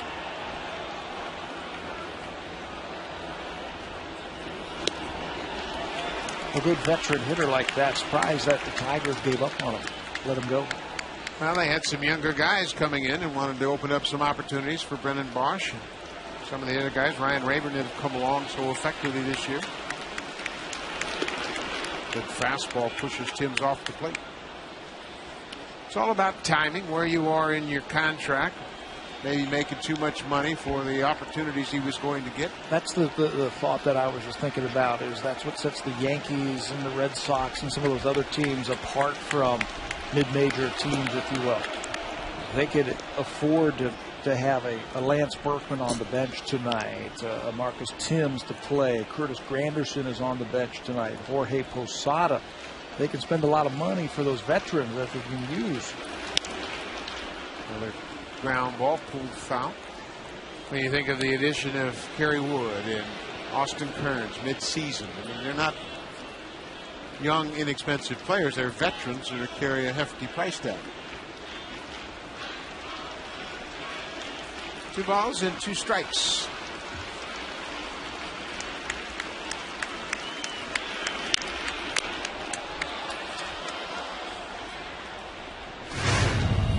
Take a look at the Yankees and their success, and this is what it takes when you become a winning team. You have to pay your players. Derek Jeter, over $200 million he has earned in his career.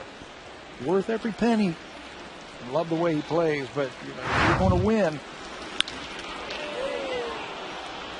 Wow, and that's one thing. Isn't that interesting? Derek Jeter makes more money, or has made more money over his career to this point than Alex Rodriguez. And you never hear anybody question Derek Jeter's payroll. Great point, because all they talk about is how much A-Rod makes. But never an issue with Jeter. 2-2, 2 outs. Marcus Timms fouls it off. He's hanging tough. But that's the one thing that the Yankees can afford to do, is because of their market, the way they've marketed their team, great TV revenues, they can outspend their mistakes. They can afford to make mistakes. Small market teams cannot. Full count. If you make a decision to give a guy a 5-year contract and pay him $15 million a year, you better get your money's worth. Yankees just write it off as a bad investment. Full count, 2 outs. Marcus Timms. Blue Jays up 3-0. Pops this one up along the seats in the right side, and thankfully that's over our head. I keep forgetting to watch the batter. I'm watching the batter. I got you covered. Well, that's not saying much. I'll tell you when to duck.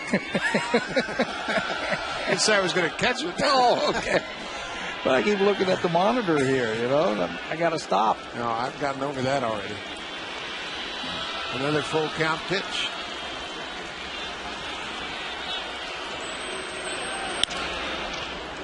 Drilled into center field. What's new? Marcus Timms has owned the Blue Jays this year, and he had some at bat right there. Locked in against Brett Cecil. They tried a little bit of everything. They tried in, they tried up and away, they tried change-ups, they tried breaking balls, and he was on everything. Well, we mentioned the Yankees and their problems against left-handed starters. They've lost 8 straight games to left-handed starters, and the potential matchups in the postseason. If you're playing Texas, you see Cliff Lee, C.J. Wilson, games 1 and 2. You face the Twins, you face Francisco Liriano in 1 and Brian Dunsing in 3. And if you face Tampa Bay in the ALCS, the big guy, David Price, you might see him 3 times. And that's why we mentioned it the last time Austin Kearns was at the plate. That Timms and Kearns are important. A-Rod's going to get his, and Teixeira's going to get his, and Jeter. But it's the other guys. have to chip in and help out. Well, there's another good changeup, evens the count at a ball and a strike. Jeter's bounced back a little bit of late, hitting over 300 for his last 10, 12 games. 6 multi-hit games in his last 14. But you know, it was just last year that Alex Rodriguez finally had a good postseason. So you can shut him down again with maybe some tough left-handed pitching. Jam shot to second base. Hill will step on the bag, and the Yankees are retired in the 4th. We have been visited by Joe Carter. We're going to visit with Pat Henke a little bit later. It's Thank You Cedar Night at Rogers Center.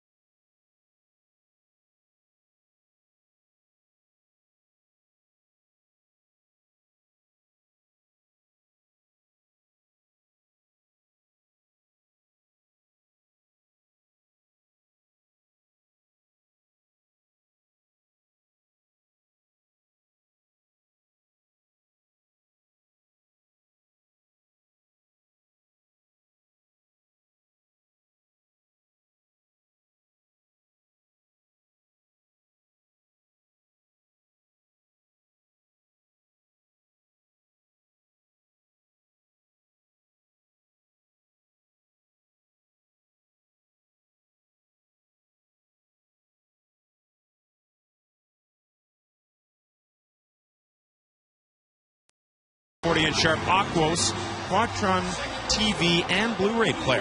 Quatron, it's 4 colors, not 3. To enter, visit hitahomerunwithsharp.ca. 4th inning, it'll be Aaron Hill, Adam Lind, and John Buck. John Buck's already gone deep once tonight. Blue Jays have hit 2 home runs and set a new franchise record in home runs in a season. Now 246 home runs. Javier Vasquez getting the start tonight. As Pat mentioned earlier, Vasquez has spent most of the season in the rotation and lost his spot. Worked out of the bullpen a few times. When Vasquez was with the Yankees in 2004, he was supposed to replace Roger Clemens and Andy Pettitte, who left the team, and he had a pretty good first half of the season, but a terrible second half, and then left the ball club after 1 year. And there was some doubt when they traded for him. Like, what Javier Vasquez are we going to get? The one that pitched for the Yankees. He did win 14 games the year he pitched for the Yankees in 2004, but his ERA was about 5. Went to Arizona. Also pitched for the White Sox and had a great year last year for Atlanta. 15 wins with an ERA under 3. Now, pitching in the National League, I think, is a lot different than pitching in the American League. No question about it. And Javier Vasquez has found that out twice in his career. He pitched very well for the Braves, and in fact, the Braves wanted to keep him. What they wanted to do, ideally, was trade Derek Lowe. And the Yankees didn't have much interest in Lowe, and they decided to take Vasquez, and in the end, I don't know if it really worked out. Adam Lind, but first a toss to first base. He has had his moments, Javier Vasquez. I remember a game he pitched here at Rogers Center. He threw 7 innings and gave up just 2 runs and had 9 strikeouts, which is a season high for him. I mean, he was dealing that day. Having trouble finding the strike zone here in the 4th. His career has always been built on great control. When he was with the Expos, he had great seasons where he was up over 200 innings pitched, and he doesn't walk anybody. He had a season for Montreal in 2001 when he threw 223 innings and walked 40. Cervelli's going to come out and see if he can help Vasquez get back in the zone. He was an outstanding young pitcher with the Expos, and you thought he was going to really develop in a big winter, but never had many seasons where he was more than a couple of games over 500. His career high in wins is 16. That's when he was with Montreal. But you could always count on for 220, 230 innings pitched. Lots of strikeouts, very few walks. And he always took the ball. And that's very valuable for a manager, knowing exactly what you're going to get. Still battling that command, 3-0. Yankees have big concerns under their rotation. CC Sabathia was great last night, but he right now is the only really known entity for the Yankees. There's a strike. Phil Hughes has been up and down, and I just question when they shut him down middle of the season, they took him out of the rotation to conserve on his innings pitched, and he never really got back into form. You know, if you want to do that, why don't you just take him out an inning or two earlier for a couple of starts? You know, keep him on the rotation, and something the Blue Jays have done this year. Just limit his innings to 5 or 6 a game and just let him continue to pitch every 5th day. How many times have we heard the pitchers for the Blue Jays say, I love to stay on a routine, and I get into my routine, pitching every 5 days, your arm stays in shape. To completely shut a guy down for 10 days and then try to restart it. You know, you've been injured before. You know what it's like trying to come back from an injury.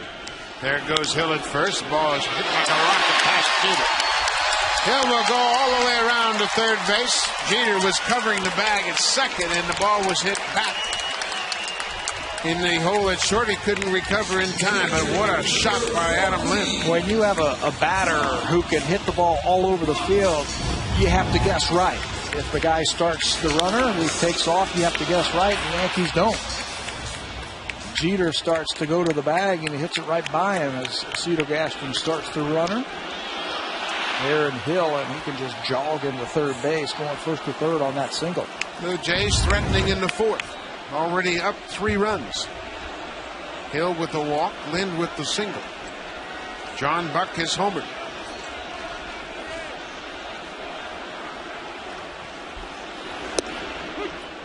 Pickoff attempt, but Hill was back in time.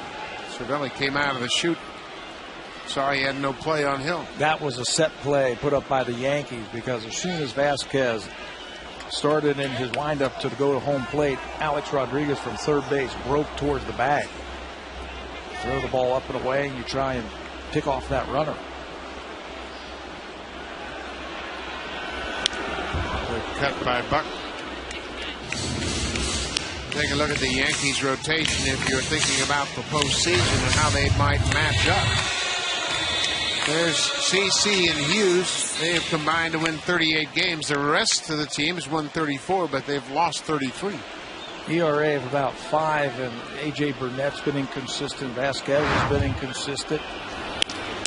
John Buck hits Vasquez, goes to second for the force out, and Cano was thinking about a double play. That got a lot of flush on Vasquez. You could hear it from here. Yeah, it certainly looked like it, and it certainly sounded like it. The ball was smoked by John Buck. It looked like it hit him in the right arm. Yeah, he's pointing to his right forearm, and Steve Donahue, the assistant trainer, out to talk to him.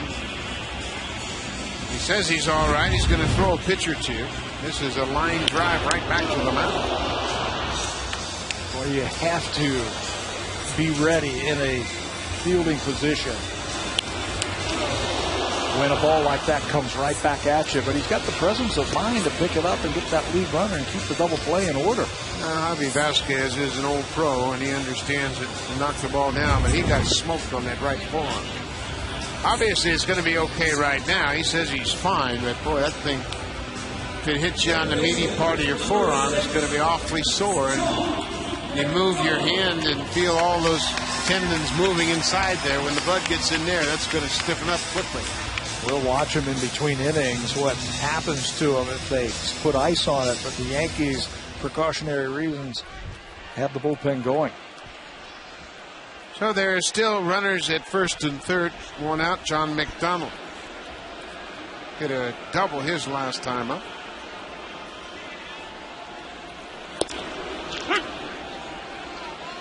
Jonathan Albaladejo is throwing. We would expect Javier Vasquez, even if he didn't get hit by that line drive, go maybe 4 or 5 innings.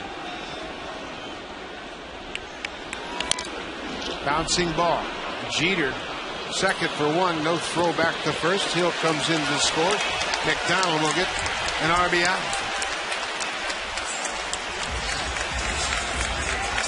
Yankees defense, one of the best in the American League.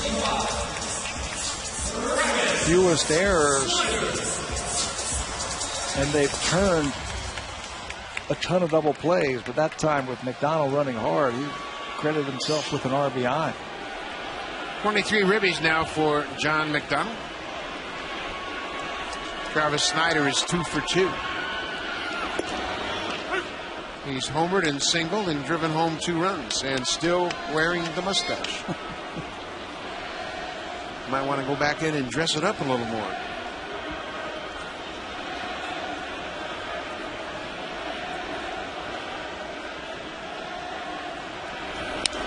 What a swing. He looks hitterish now, doesn't he? Hitterish. You know, earlier when he came back off the disabled list, he looked stiff and he looked slow. Now it's like his feet are a little bit closer together. The bat isn't as high. Remember how high he had his bat when he first came back? It looks like it's right off of his shoulders now. And he looks very quick through the zone. And you know what? Pitchers can see that. When a guy steps in the box and he's got confidence, we've seen it all year with Jose Bautista, but you look in there and you can see the focus, the concentration. And pitchers can pick up on that. Makes you wonder where you have to throw the ball to get a guy out.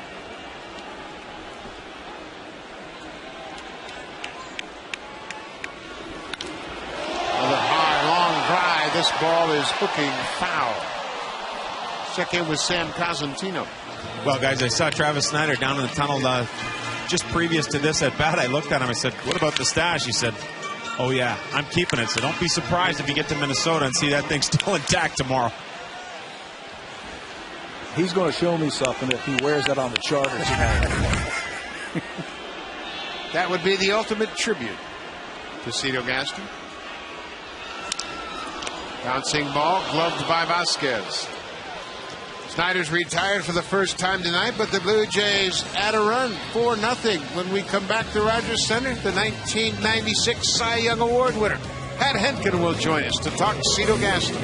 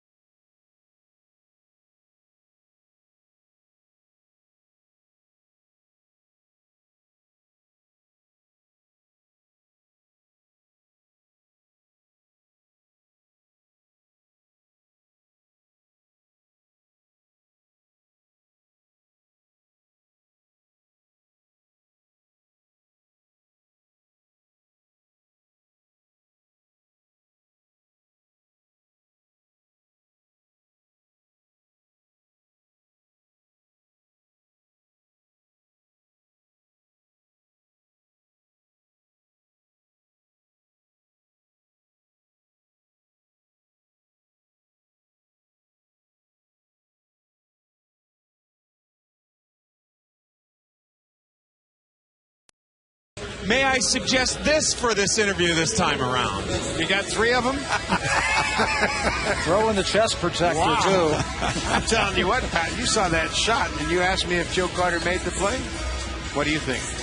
I didn't see it. Buck, I didn't see it. I heard he caught a foul ball, and I saw him after the math. But let's say the foul ball caught him. Oh, okay, there you go. But I'm glad it was him and not me, because I wouldn't have moved that quickly. I'm telling you. Great to have you here, Pat, and obviously a very special night for a lot of you former players to acknowledge Cito Gaston. Oh, yeah, it's been great, Buck. I mean, you know, this organization's been great to me, and I'm proud to be part of it.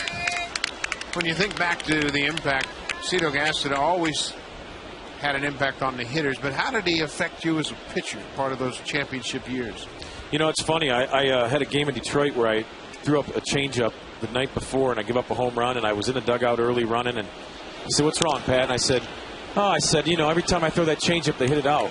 And he said, "Listen to me, Pat." He said, "You're going to mark my words." He said, "You're going to thank me for this." And I said, "What's that?" And he said, "Keep throwing it.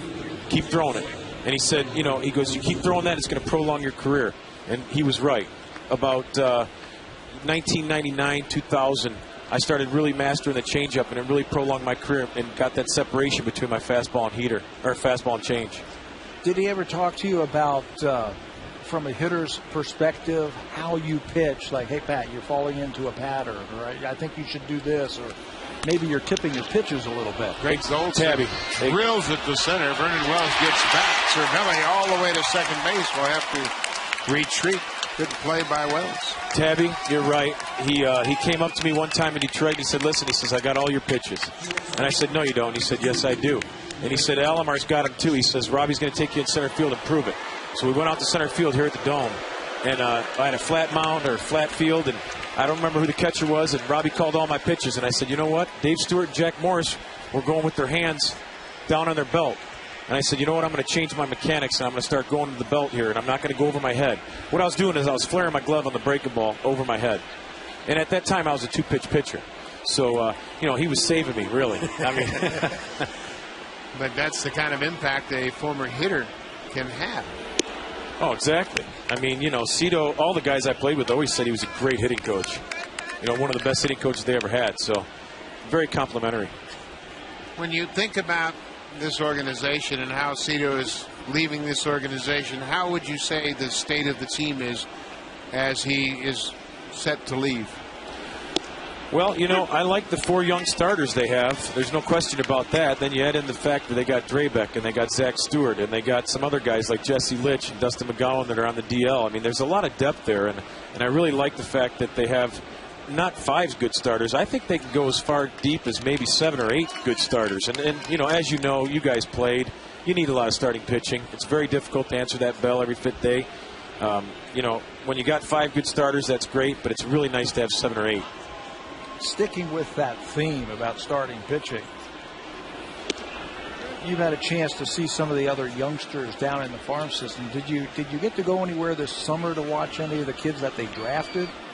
You know what? I had that accident with the funnel, and I never ended up getting to go to Double-A, so I never got to see Drabek. I did go to the Florida State League. I did get to see that rotation there. They got a guy named Carreño there. He's got a really nice Frisbee-type slider. It reminds me of David Cohn's.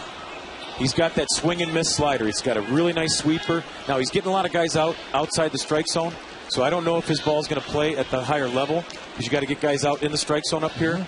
But, boy, is he really dominating A-ball with a lot of punch-outs and a lot of great games. Jenkins, I saw pitch, the first-rounder from a couple years ago. Got the power sinker, the great body. I think that Chad, he'll be fine. I think he's going to be a good player. But right now, they got depth here. They got good starting pitching, and I really like what they're doing here. It's too bad you're not enthusiastic about your job. Yeah, well, you know me. I love talking pitching, Buck. We go way back, and Tabby. You know, I love talking shop, and it's just fun. Speaking of that, I remember a comment I heard not too long ago how Sean Markham talked about you adding a cutter to his mix in spring training, showing him how to hold that cutter in spring training. Is that something that you gained from the Jimmy Keys and the Jack Morrises and the Roger Clemens as you were coming up as a young guy? You know, actually, the cut fastball was taught to me in 1996 by Mel Queen. And Mel told me, listen, he says, on days that you can't get your curveball over, you struggle. And I said, you're right. And he said, listen, he says, I got a pitch you can throw. It's easy on your arm. It's really easy to manipulate the ball. You off-center the fastball, and you throw a cut fastball, and it's going to be a nice weapon for you. And he was right. He was dead on. And when I saw Markham in spring training, I told him, I said, listen, he says, how'd you hold your cutter? And I showed him. And he said to me, he says, I said, listen, I said, don't throw it in the game. I said, throw it on flat ground, maybe work it in the bullpen and see how it goes. The next day, this guy comes up to me and he says, hey, I threw it in the game. And I said, in the game? He goes, oh, yeah. He goes, I got 2 outs on it. And I knew right then that Markham was a guy that could adjust. He could make pitch after pitch and make adjustments as he goes. When you came up, Dave Steve was here, and Jimmy Key and Todd Stottlemyre. They were the veterans, and you were the young guy. Then as your career passed, how important is it to pass the baton from the veteran to the young pitcher? I always looked at it like this. I felt like the better I can make guys around me, the better our team's going to do. So for me, the Roy Halladay's of the world when he came up in '98, the Chris Carpenters, the Kelvin Escobars, I tried to help these guys because I knew that I was treated, first of all, when I got called up, guys to help me. So I felt like, exactly, Tabby, I felt like I needed to pass on the baton. And I felt like I wasn't worried about them taking my job. I was confident enough to where I knew I was going to stay. And it was a matter of getting guys to get better around you. And I think that's what a leader is, a guy that makes people around him better. Do you see that on this pitching staff? I do. And I think that Markham and Cecil and Romero and Morrow and Drabek and, all these guys, they all have that competitive edge where it's like they want to do better than the guy that pitched the day before. And I think that's what we had in '92 and '93. That's awesome. 2 balls and 2 strikes to Nick Swisher. Full count. Tony La Russa, your manager in St. Louis, has kind of a shrine, he calls it, in his office. And I know I'm going to embarrass you a little bit, but he has acknowledged that you're one of the guys that he has managed that he looks up to. And talk about being honored like that by such a great man as Tony La Russa, and a very successful manager, much like Cito Gaston. I spent that 1 year with Tony, and I guess, when you make a good influence on someone, it's an honor for me to have my jersey hung up in Tony's office. There's no question. I learned a lot by playing for him. I learned one thing, and the most important thing is that he made every guy on our team feel like they were part of it, whether they were the 25th guy or the best guy on the team. When I played there in 2000, he made our 25th guy on our roster like he was part of our club and he was going to win the game for us. And I really think that goes a long ways with being a good big league manager, is making everybody feel involved. Over in front of the dugout, Overbay cuts in front. And the Yankees go down. They strand a couple of runners. Pat, you can hang around for another half inning? If you'd like. Love it.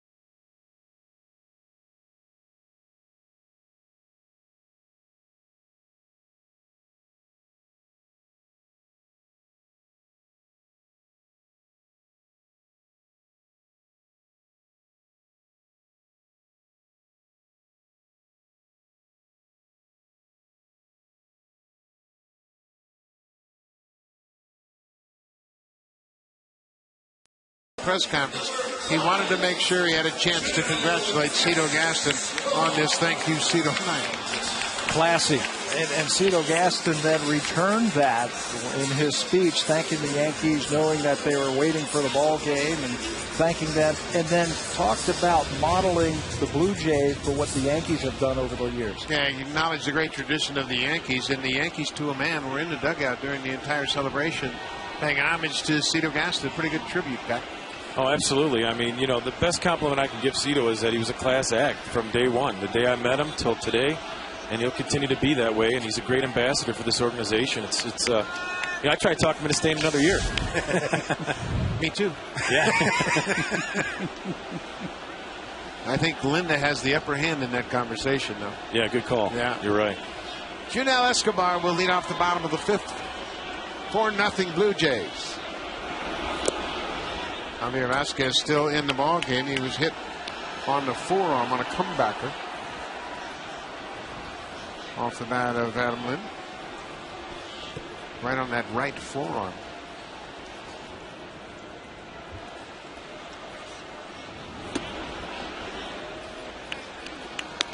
(2-0) to Escobar. Pat, talk about your involvement with the club, and might you expand that involvement? You know what? I mean, this year was kind of a trial and error thing. I came in as a guest coach a couple years ago, and it's kind of evolved to this point. This past spring, Doug Davis, the farm director, asked me to visit each affiliate this year once a month, AAA, AA, A-ball, all 3 A-ball teams, and had that accident with the funnel. I ended up making 3 of the visits, but I missed out on 2 of them. But it's been great. I mean, I go down there, I work with the pitchers. In Lansing, for instance, I filled in as the pitching coach when the pitching coach was on his 4-day vacation. So it's been a great experience for me. I feel like I can communicate well with these guys, and I think that, I think in a small way I make a difference. Oh, I would agree with that. Just having you around and talking with so much enthusiasm and knowledge. And we better explain what the funnel thing is. People are going to wonder about that. But you stepped on a funnel in your garage in an accident and punctured your foot, so you were out of commission for a while. Yeah, exactly. It was a bad puncture, and I ended up on crutches for 5 weeks, so it was really tough to fill in as a pitching coach. It's a physical position, as you well know, and it was very difficult for me to get there and travel and do those things. When you went to spring training, were you as a guest coach, did you just stay in the minor leagues, or were you in big league camp at all? Well, you know what, Arnsberg, when he was here as a pitching coach, he had called me during the winter and he said, listen, I want you in big league camp. He said, listen, all our best prospects are on the 40-man. I'd rather have you here. And that's kind of how that went down. I ended up going to big league camp 2 years ago. This past spring with Bruce, he said the same thing. He said, listen, I'd rather have you in big league camp. So I ended up going to big league camp for the majority of the time. But I did sneak down over at the other complex for about 5 days. Which one did you like better? Did you like working with the youngsters who didn't know anything about pitching? Or did you like the more polished pitcher? I think I like the more polished pitcher. I really do. I like the fact that it's more of a mental grind up here. It's a mental game up here. I think most of the guys got good mechanics and good deliveries. Where in the minor leagues, you're more about the fundamentals of just getting in the right spot and getting your hand out in front and throwing the ball downhill. So for me, I like both, but if I had to pick, I'd like the older player, the more polished guy.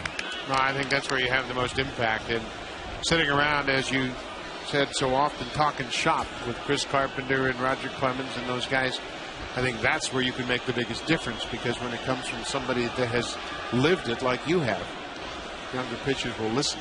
Right. You know what else is neat is, too, when I went to Vegas, JP was there in Sebia. I had a nice conversation with JP. It was fun. I talked to him about, and Buck, as a catcher, you know how important it is as a catcher to really get the best out of your starting pitcher. Whether it's a mental thing where you're pumping them up and making them feel good, or you're lighting a fire, whatever you need to do, you need to be a sports psychologist behind the plate. And what a leader that JP was in that AAA staff. I mean, guys really like to throw to him. When I was in the bullpen in AAA, I would pick those guys' brains down there because I wanted to get a feel for what they thought of JP and how they liked throwing to him. And, some of the pros and cons. And there weren't a lot of cons, I got to tell you. And, talking to JP, I explained to him how important it was and how when I was a starting pitcher, I would come in and I was anxious to see that starting lineup. It had nothing to do with who was playing the positions. There goes Escobar, another ball hit into play. Junior has to go to first. Sorry, Buck. It was all about who was catching that night. Because that type of thing can put a pitcher into a mood that can make a difference. In what way? How they call the game, how they frame pitches, how they work with the umpire? I think all of the above, but most importantly, just knowing you and having that, working relationship with a guy that you really get to feel where he puts down that sign and you look in and you go, yeah, that's right, let's do it. And, you have that feeling, and it's just a great feeling for a pitcher to have that confidence. Who did you have that feeling with most often? Well, I would say right off the bat, Charlie O'Brien comes to mind.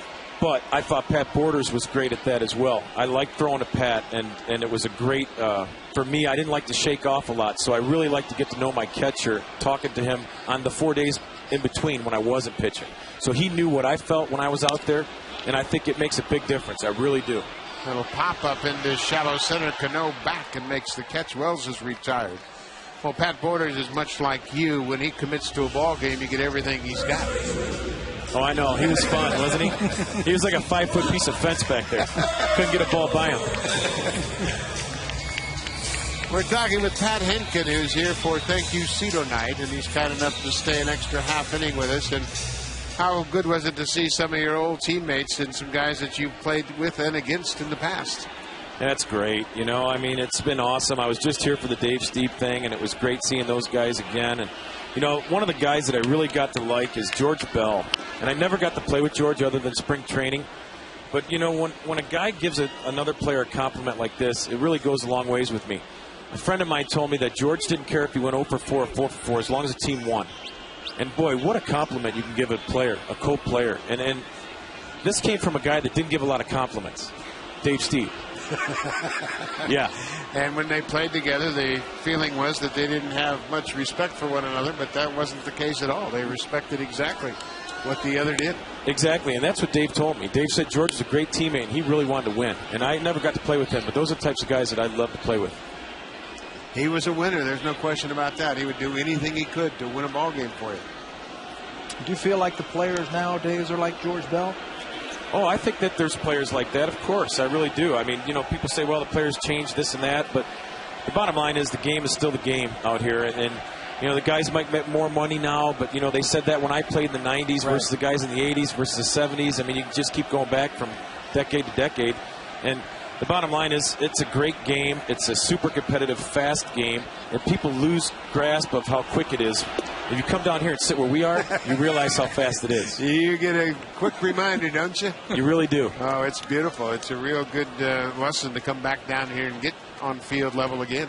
It is. And then when I went to the minor leagues, I kept thinking to myself, why is the infield grass so long?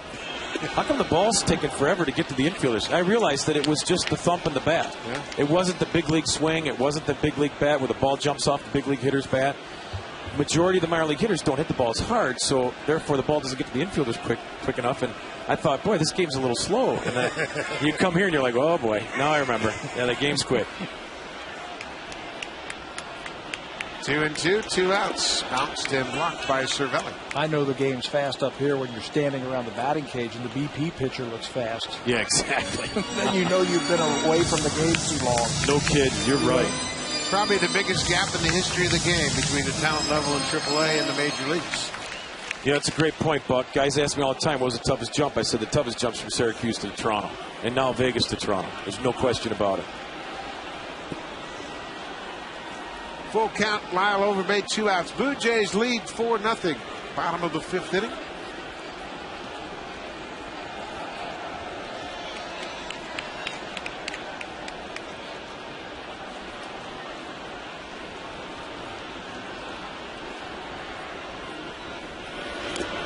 Overbay takes the walk. Well, Pat, that was pointed out when we were talking with Bruce Walton. I know you and Bruce are very close, and he was watching a side session with Kyle Drabeck, and Drabeck's throwing changeups, and they're about knee-high. Bruce kept saying, get it down. He goes, it is down. No, it's not.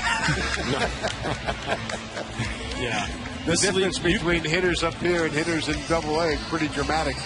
It is, and you can really get overexposed here as a starting pitcher if you're not making good quality pitches in that second and third time through the lineup. And that's what Bruce is trying to instill in Drabeck, is, you know, getting that ball down, making quality pitches one after another, trying to stop overthrowing. That's what all young hard throwers do. And it's one of the things I talk to the pitchers about, is that you don't need to overthrow. You know, think about taking a deep breath and locating.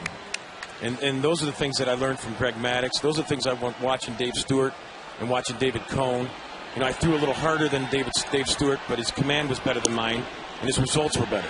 So, to me, I thought, boy, I need to get to that part of my game. I need to get that better and increase my control. You've had a chance to watch all these starters this season for the Blue Jays, and they've had great success. Do you think they're going to need to, I don't want to say reinvent themselves next year, but do you think they're going to have to change a little bit next year because of the success they had this year? Well, I think that most good players that play in the league for a while, they're making adjustments not only year to year, but sometimes start to start, sometimes pitch to pitch. And you know, like a guy like Romero with the power fastball and great change, he's probably going to just be fine because his stuff is great. Morrow, same thing. Cecil's got an electric slider. I loved his slider when they signed him. I thought of Al Leiter. As soon as I saw him, I thought, boy, he looks just like Al Leiter. Everything's cutting into the righty.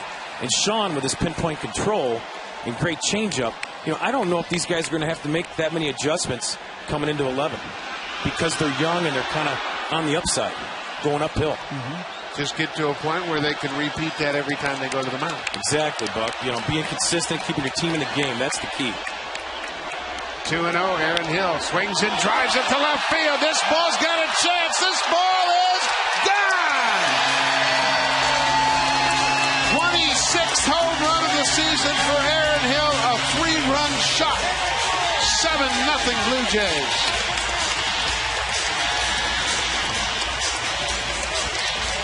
You fall behind home run hitters, and you've got to come to them, and they're going to make you pay. Nobody loves it more than that man right there, Cito Gaston. His hitters taking off tonight. Breaking ball, hang job right there from Vasquez.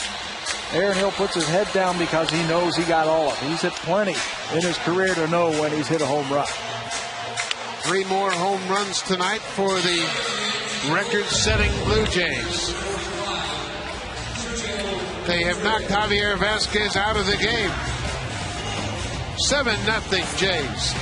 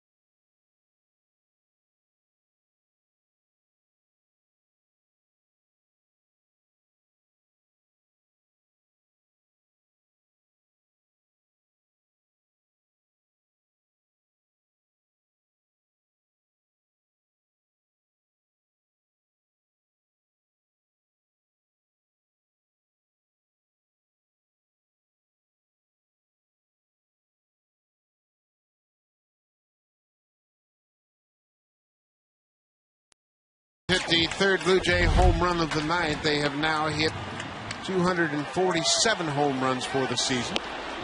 Royce Ring, the new pitcher for the Yankees, was the first pitch strike to Adam Lind.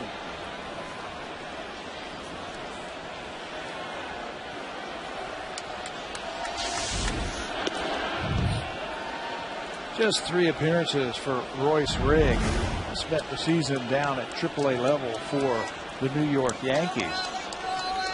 He has pitched for the Mets and the Padres, the Braves. He was actually selected by the Chicago White Sox as a first-round draft pick back in 2002. This pitching change is brought to you by Home Hardware. Homeowners helping homeowners. 2-2 to Adam Lind. 7-0 Blue Jays, and a pretty interesting night on Thank You Cedar night that the hitters are thanking him for a great offensive season. Doing what they do best, hitting the home run. Bouncing ball to third. Blue Jays are retired in the 5th. Pat Henkin, thank you so much for joining us and sharing your thoughts tonight.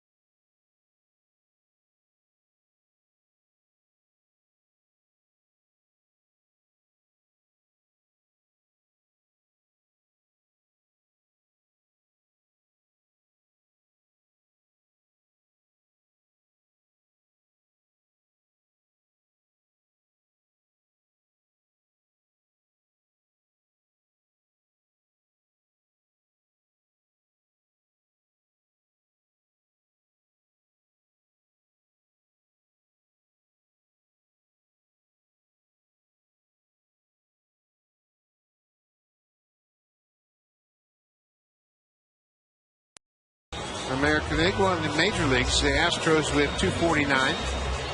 The Mariners' 1997 club hit 264 home runs. We have watched home run after home run leave the ballpark this year. I can't imagine what it's like. 264, that's 17 more than what the Blue Jays have now. Travis Snyder with number 13 tonight.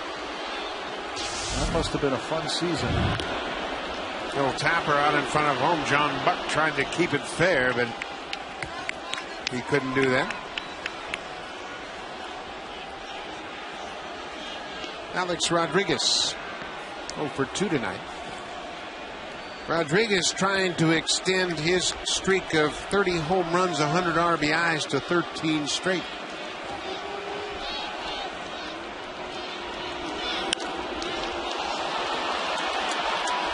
Fly ball deep left field, and he's just done it. Home run number 30 for Alex Rodriguez. He must have been listening to you. I didn't talk too loud, did I? 30 home runs and 100 RBIs now for A-Rod.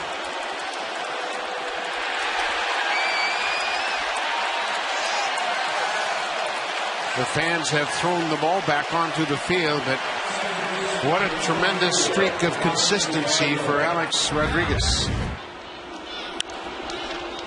That ball, he just pulls his hands in. It shows you the great power that he has. A long arching home run to left field. He's now driven in 100 runs while playing fewer than 140 games each of the last 3 seasons. Last year, Rodriguez hit 2 home runs and drove in 7 on the final day, and Brett Cecil just hit Robinson Cano. It's kind of suspicious after a home run, but they've been pitching Cano in all year long. Yeah, they've been pitching fastballs in and then trying to keep the changeup in on them also. A-Rod, impressive. Homer now 5 of his last 6 games. Here's the ball. Hits Cano. Do you know that is the first time this season that Brett Cecil has hit a batter? Timing wasn't real good. No. After a guy hits a home run, you hit your first batter of the season. But Robinson Cano, if there is one guy that you want to pitch to this year on the Yankees team, that's Cano. They've handled him very well. Cano's aboard. Marcus Timms 1 for 2.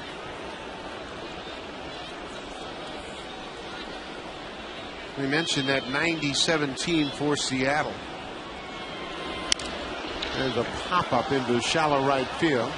Bautista over near the line makes the catch. The 1997 Mariners have the record for home runs. They hit 264. Lou Piniella was the manager. They went 90 and 72, first in the AL West. Alex Rodriguez had 23 home runs on that team.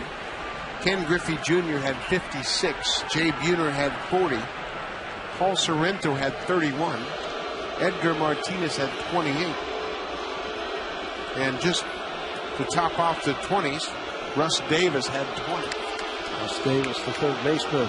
Dan Wilson was the catcher. He had 15 homers. Forgot about some of those players. Yeah, that's an interesting team. Griffey, Buhner, Edgar Martinez. A-Rod was a young shortstop. Paul Sorrento played first, had 31 homers and 80 RBIs. Pretty potent team. That must have been a lot of fun, because we've had a lot of fun this year watching the ball fly out of the ballpark off the bat of the Blue Jays. The 2005 Rangers hit 260 home runs. They were led that year by Mark Teixeira. Teixeira had 43 homers and 144 RBI. Was that the year their infield, they all had like 30 home runs? 24, I believe. Let's see. Young had 24. Soriano had 36. Blaylock had 25. Okay. They all had 24 or more. Barajas, the catcher, had 21, and David DeLucci had 29. It's a pretty potent lineup. Problem with that team, they went 79 and 83 for Buck Showalter.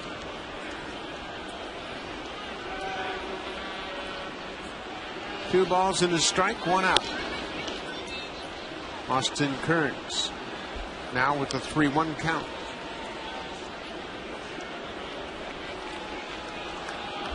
Brett Cecil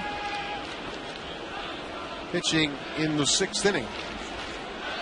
Gave up the first run of the ball game on Alex Rodriguez's 30th home run of the season. Now there's 2 aboard with 1 out as Kearns takes the walk.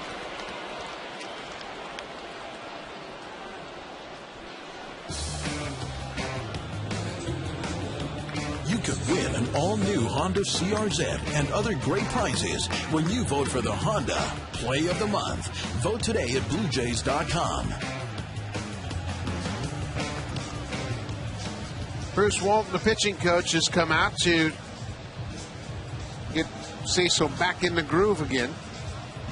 Comfortable lead. He hit Cano after the home run to Alex Rodriguez. Then have Timms to pop up, and now he's walked Austin Kearns. The catcher, Francisco Cervelli, will bat with 2 on. One of the things they want to concentrate on with Brett Cecil is, does he stay over the rubber long enough? They feel like if he starts floating towards home plate, he doesn't get that arm up quick enough, and then he starts missing his spots. Stay back just a little bit longer, get that arm up, and work on that downward plane. Cervelli cuts on the fastball and fouls it over the screen. Cervelli's got a couple of hits tonight. He is the backup catcher to Jorge Posada. Posada caught in last night's game. Cervelli got up to a great start driving in runs.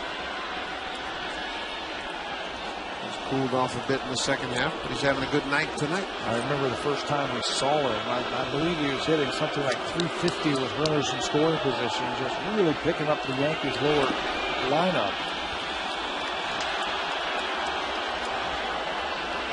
Brett Cecil struggling a bit here in the 6th inning. Jason Frazier, the right-hander, starts to loosen up.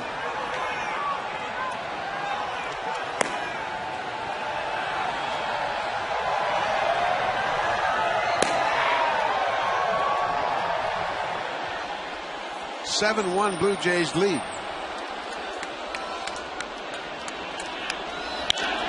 Base hit right field. Bautista gets over and cuts it off. 1 run will come in to score. Cano's in it to score. Kearns goes first to third, and Cervelli has his 3rd hit. 7-2 Blue Jays. It looks nice and short. Does Cervelli at the plate tonight against Brett Cecil. Not trying to do too much with the ball. A couple of singles to center field, and that time stayed on that ball nicely. Tries to go away. He slashes it to right field. Good play by Bautista in right field to knock that ball down and get it back in quickly. Keep the double play in order. Subtle plays in the outfield that kept Kearns from scoring, and now ground ball. You might get out of the infield. Get out of the inning with a double play. Greg Golson hammered the ball to center field his last time up. Vernon Wells made a nice running catch on the warning track.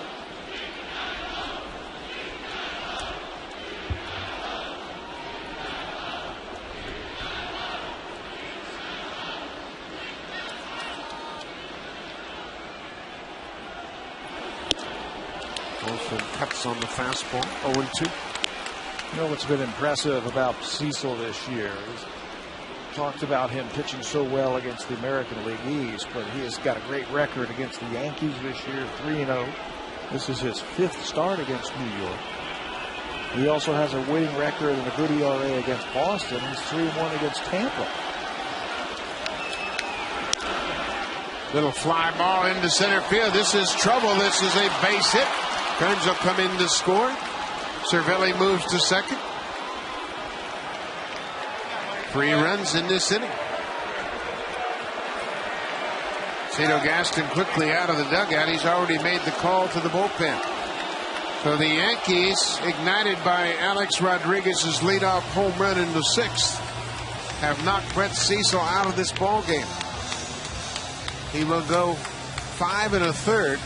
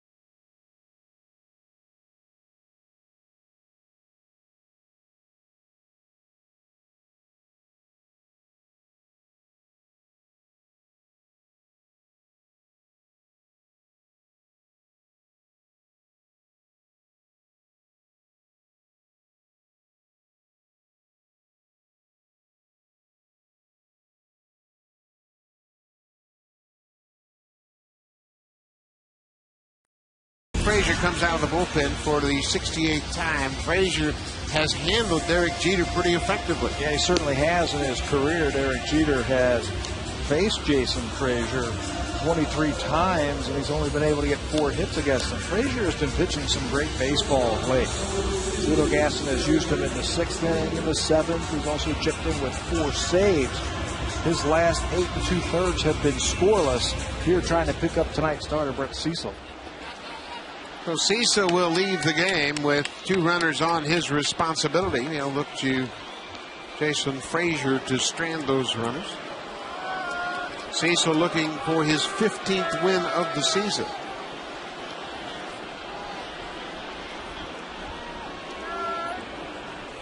Derek Jeter 1 for 3 tonight. 1 out. Fastball down and away.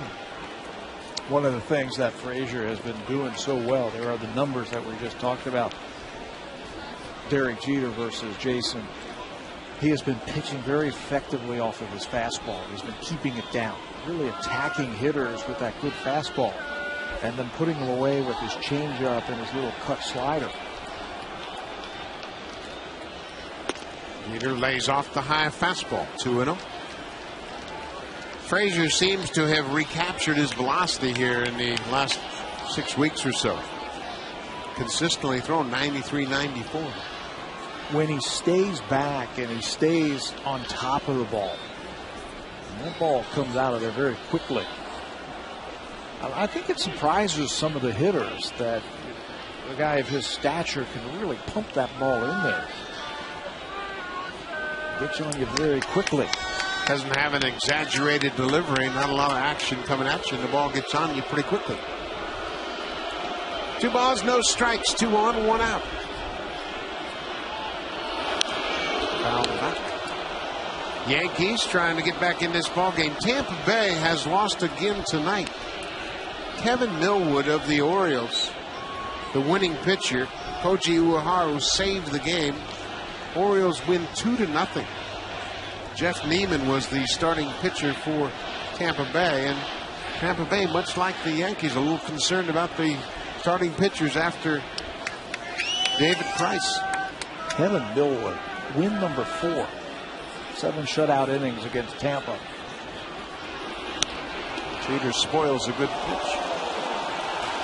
We need that guy down here with us. Somebody made a great catch up there, Bob. Let's make a trade. We'll make a trade. We'll give you Bob Layden and a bag of popcorn for that guy to sit down here in a big comfy chair. Here's the popcorn. Right here. Go take that up there to him, really. Bobby. Come on, Bob. Let's swing that deal, will you? I saw that was a good catch. You never had a chance to catch one like that.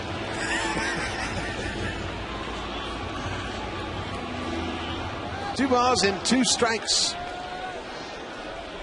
Cervelli at second, Golson at first for Derek Jeter.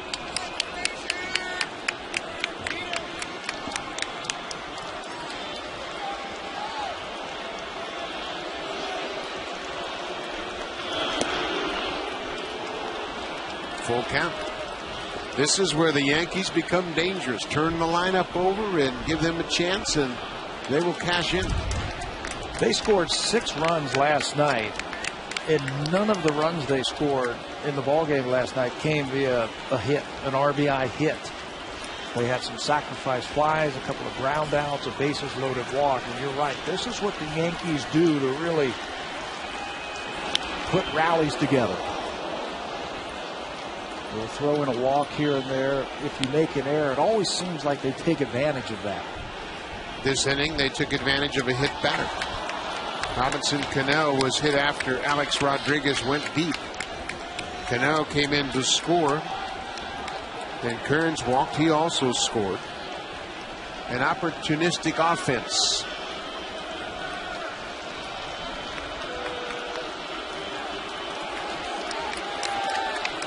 Full count. Another foul back. Jeter's hanging tough.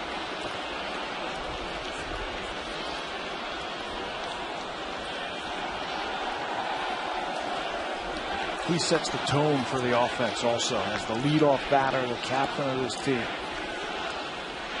I mean, he has always made that pitcher work. If you're going to get him out, you've got to make a good pitch to him. On the ground, through the right side, into right field. Cervelli will stop at third. That was a patented Derek Jeter at bat. Spoiling some good pitches and works the base hit into right. And another multi-hit game for Derek Jeter. That's 7 of them now in his last 15 games. He's starting to warm up. As the playoffs begin next week, Jeter is starting to swing the bat like we have seen him in the past. Shooting that ball through on the right side. And now the dangerous switch hitter, Nick Swisher.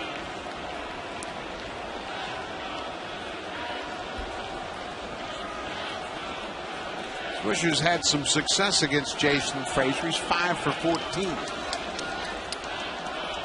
On deck, Mark Teixeira.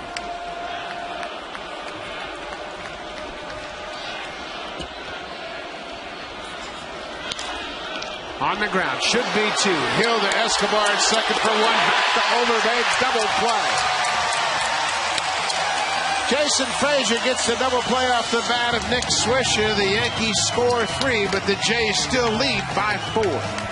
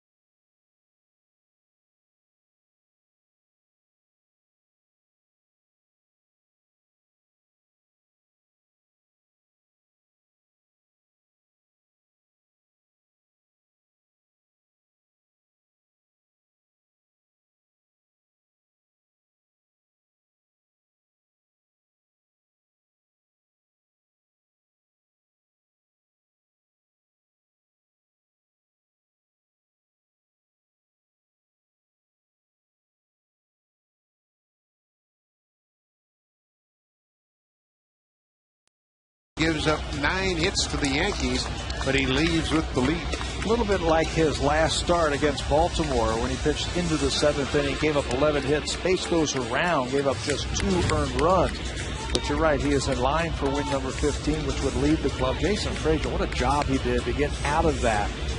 Gave up the single, but then the big double play. So the Yankees will turn to their bullpen once again. David Robertson comes out for his 62nd game of the season, a 4-5 record, a very good earned run average.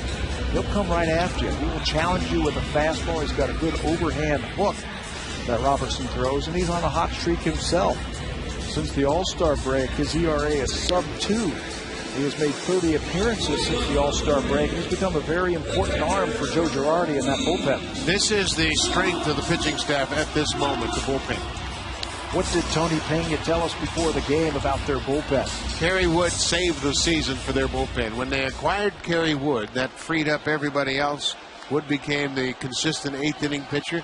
They could rest Robertson and Jabba Chamberlain, and everybody got back into the swing of things. They always felt that when they got that arm, somebody could get a day off and get rest, recuperate, and come out. They've got a lot of arms down there for the back end of the game. John Buck, the catcher, swings at the first pitch and lines it into right field. Swisher over to cut it off. Buck swinging a hot bat, his second hit of the night. Starting to figure out that teams are throwing him first pitch breaking ball. David Robertson's best pitch is a fastball, but he elects to go to the curveball, and it's a lazy one. A little looper right into John Buck's wheelhouse, and he jumps all over it. Blue Jays lead 7-3 here on Thank Cito Night. Thank you, Cito Night. Very successful. great ceremony, and 33,000 fans came out to honor Cito Gaston on a Wednesday night. Nicely done. John McDonald late on a fastball at 93. Great crowd, a great ceremony, emceed by Jerry Howarth, the radio voice of the Blue Jays, and Joe Carter, Devon White, Pat Henkin, all here to honor Cito, and Vernon Wells representing the active players. McDonald tried to bunt and fouled it off. Not a bad idea right there from Johnny Mack. Even if you get thrown out at first base, you accomplish what you set out to do and get John Buck in the scoring position. Get that momentum back in that third base dugout after the leadoff single. The difference in this game, the Blue Jays have out-homered the Yankees 3-1. Yankees have 10 hits, Blue Jays have 11.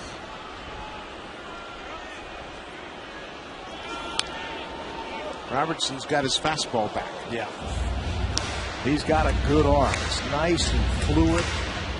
Out of the University of Alabama. We talk about Kerry Wood joining this team. You get a veteran presence, a former closer, former starter for that matter. Bounced foul, but he comes over to the Yankees. Not really sure how they were going to use him early on, but what he did was he came in and really stabilized the bullpen to a point where Joe Girardi didn't have to use Robertson, Chamberlain, Boone Logan, and then Mariano. The 8th inning last year was lights out inning for the Yankees. Phil Hughes was great last year, but when they moved him into the starting rotation this year, they didn't have that kind of lights out type of reliever in the 8th inning this year. Fly ball down the right field line, but it's going to be into the seats. Swisher didn't have a play on it. They had Java Chamberlain penciled in to do that, and he got off to a slow start. But once they got Kerry Wood, then they had the hammer in front of Rivera. Let me tell you how good Kerry Wood has been. He's allowed just 1 earned run in 25 innings, a 0.36 ERA, with 29 strikeouts since being picked up by the Yankees. That's getting it done. Bounced and blocked by Cervelli. John Buck had a good move when the ball hit the dirt, but he had to hold his ground when Cervelli kept it close to home. I always felt that if you're going to win in the playoffs, you have to be able to manufacture runs. You can't just sit back and hit home runs. But you also have to have a very deep bullpen. When those Yankees were winning World Series, they've always had a great bullpen.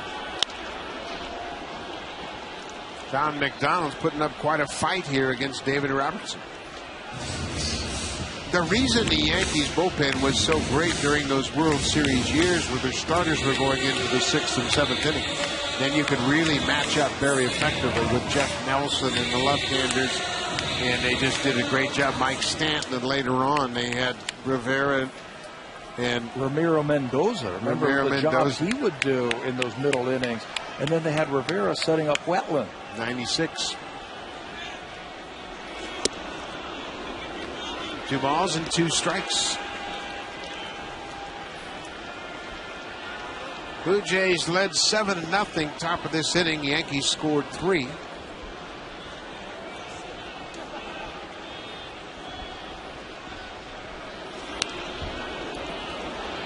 Boy, what an at-bat he's putting together. He's able to catch up to the high fastball after fouling off the curveball. It's a 9-pitch at bat. McDonald has fouled off 6 pitches. 2 balls and 2 strikes.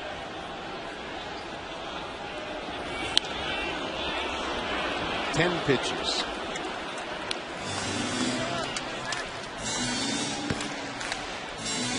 Boy, you look at Tampa Bay, they lose 2-0, get just 3 hits.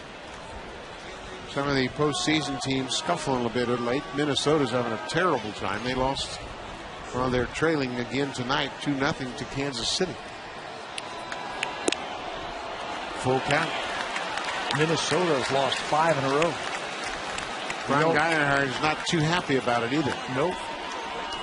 The only team in the American League who has not lost 5 in a row this year are the Yankees. Now that Minnesota lost yesterday. There goes John Buck. McDonald pops it into center field. Buck will have to return to first. Bolson makes the catch. David Robertson wins a tough battle against John McDonald. Upset with himself, not because he made it out, because he couldn't get the ball on the ground. When they start that runner, I'd love to see them get that ball on the ground. At least he'd be in scoring position for the next batter.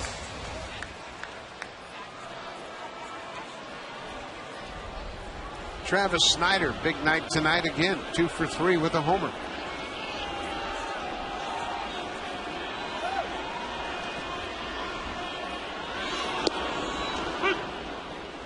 You can just see the way Snyder's taking pitches, that he's seeing the ball well.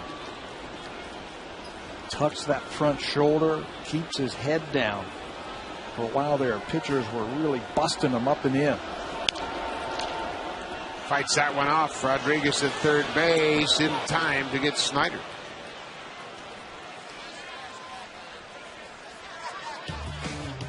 You could win an all-new Honda CRZ and other great prizes when you vote for the Honda Play of the Month. Vote today at BlueJays.com.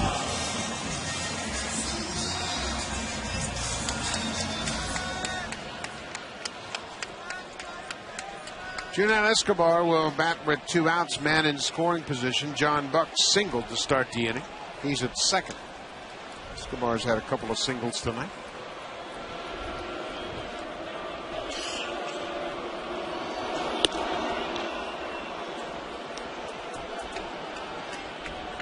Final home game of the season. Blue Jays will go on the road after this game, go to Minneapolis to take on the Twins for 4 games to wrap up the 2010 calendar.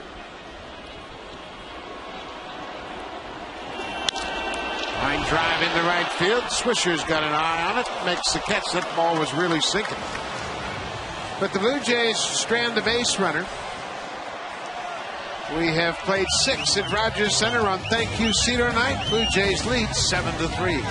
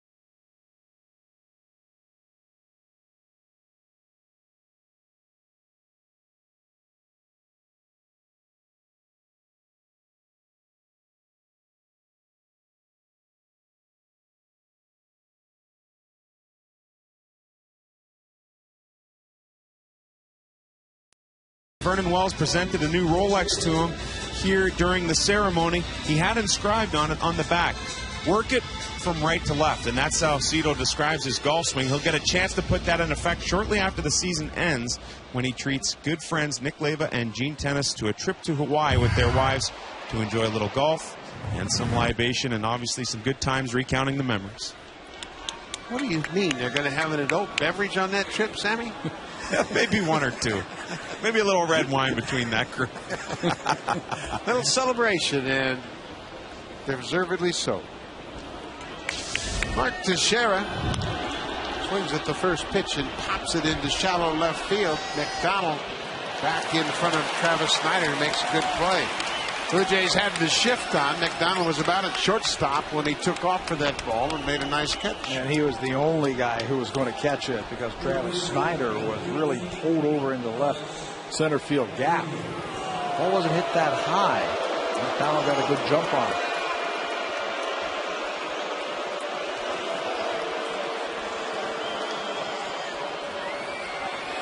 Third baseman Alex Rodriguez homer to start the Yankee rally in the sixth. Fastball on the corner.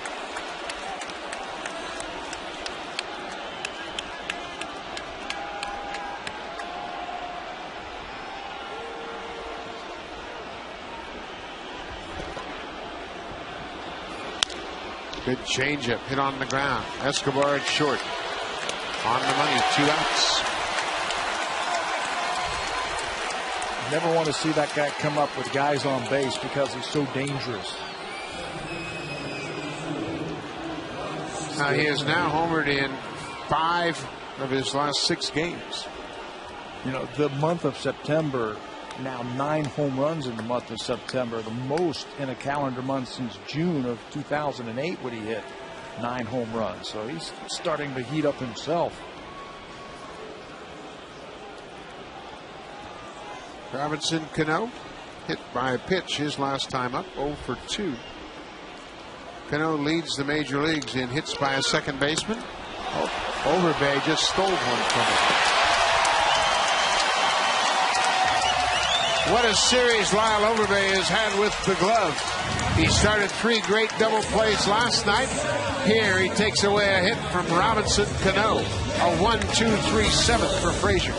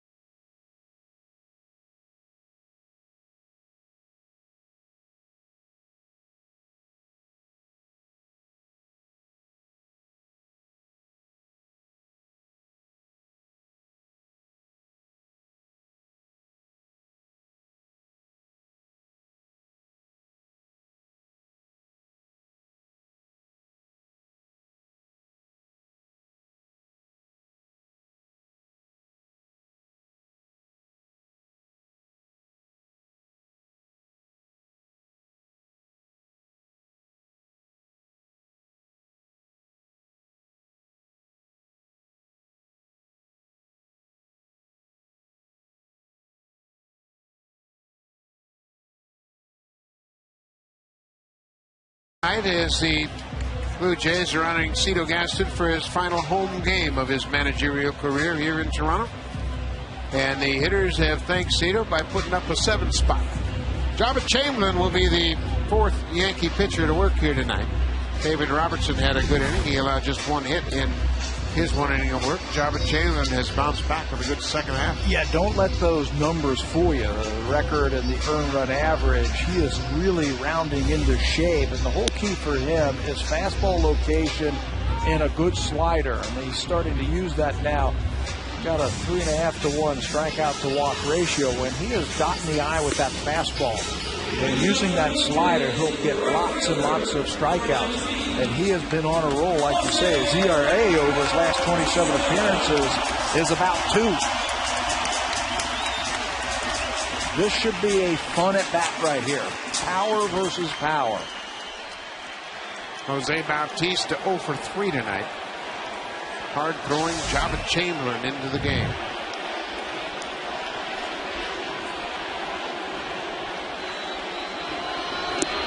Hard breaking ball misses down and away. Bautista just 1 for 5 against Chamberlain.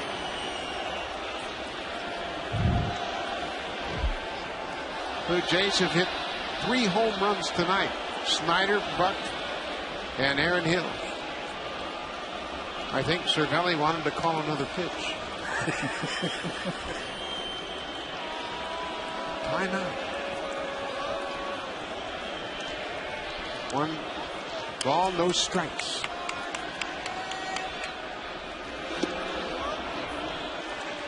When he was in the minor leagues, Java Chamberlain had all 4 pitches. He was a starter. But when he comes out of the bullpen, he doesn't need all 4. He just has to come out there throwing that good hard fastball, good slider, as long as he's throwing it in a good spot. Breaking ball, 3-0. Since Jose Bautista hit his 52nd home run, he's gone 0 for 17. He might have the green light here, 3-0. Bust out of that 0 for 17.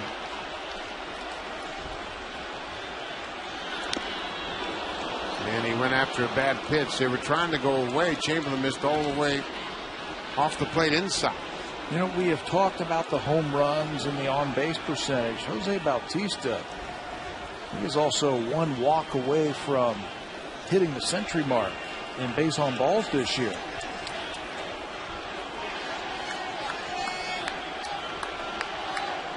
Three balls and a strike. Strike 2 with a breaking ball, borderline pitch. If Bautista reaches that 100-walk plateau, he will be in very elite company. Only 6 other players in the history of the game have hit 50 or more home runs, collected 100 walks and driven in 100, and hit 30 doubles. And it's basically a who's who in sluggers in baseball history. Popped it up. Swisher, the right fielder. 1 out. But you talk about that list of impressive hitters. 50 home runs, 30 doubles, and 100 walks. There's only been 6 guys that have compiled those numbers. How about Babe Ruth back in the 20s? Hack Wilson, Jimmy Fox did it 2 times in 32 and 38. And then Bon Sosa and Luis Gonzalez. What a season Luis Gonzalez had in 2001. 100 walks, 30 doubles, 50 home runs in 1 season. Brendan Wells takes a fastball down and away. Yeah, he's also scored over 100 runs this year. He's been a total, complete offensive player. Early in the night, we heard chants of MVP from the crowd. And he will certainly get some votes in that category. Wells on the ground. Glove, and Rodriguez recovers off the glove of Teixeira. The timing was disrupted on that play when Rodriguez bobbled it, and then that ball really ran on Teixeira. Just couldn't get down, reach far enough to glove it cleanly. Went off of the tip of his glove, but he stayed right with it. This is a team, the Yankees, that have played great baseball defensively in the month of September. Watch as he goes over to glove it, gets off of his glove, stays with it, but then has to hurry the throw, and it goes off the glove of Teixeira. They still haven't scored this yet. But the Yankees, they've only committed 6 errors in the month of September. They lead the majors in fielding percentage. 1 out. Lyle Overpay. I think that's got to be an error. They just put it up.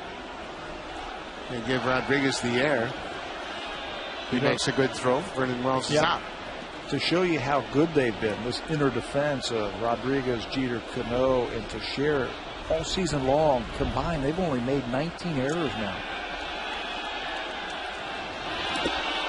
Bounce. Wells will move up towards second to throw. Not in time.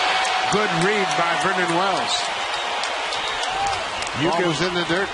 You can watch the flight of the ball when you are a runner at first base, and if it bounces, And you can see that's going to hit the dirt, take off, and he doesn't hesitate at all. As soon as he sees the ball in the dirt, he's off. And he makes it easily. Cervelli does everything he can by blocking it and coming up throwing, but that is such a tough play for a catcher. Curveball in the dirt. He did a good job of just blocking it. Overbay takes a breaking ball for a strike. A ball and 2 strikes on Lyle Overbay.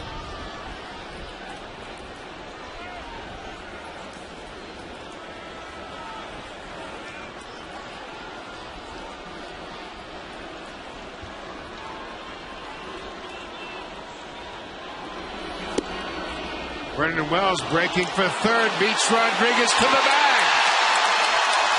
Rodriguez was playing off the bag into shift, and Brendan just took a chance he could beat A-Rod the third. And deep, too. He was playing deep because trying to knock anything down, keeping the ball in the infield. Brendan Wells picks up on that and picks up a stolen base, gets a running start. It's almost like a delay steal. Good call by the third base umpire, Mark Carlson, who was right on top of that play. Sure was, and Girardi comes out of the dugout to back up Alex Rodriguez. But this is a timely play. You can see Wells just sticking out that leg. Bang, bang. He got that straight leg on the bag, and he tagged him high. And A-Rod couldn't get down. He couldn't get the glove in the dirt. He has to tag him up high, and that allows him to get underneath him. Cervelli thought the ball beat him. But Wells makes a good play. He's at third base now with 1 out. Infield has to come in.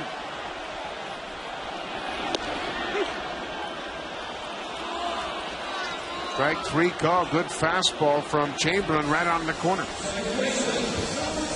When you have relievers that come in and throwing strikes and throwing hard, can really help you out of a tough spot. He paints the outside corner against Lyle Overbay. Now, if you're going to have a good bullpen in this American League East, you better have some strikeouts down there late in the game. If Overbay puts the ball in play right there, chances are Blue Jays are going to score a run. 2 outs. Will pops it back out of play. Blue Jays lead 7-3 as they bat in the 7th.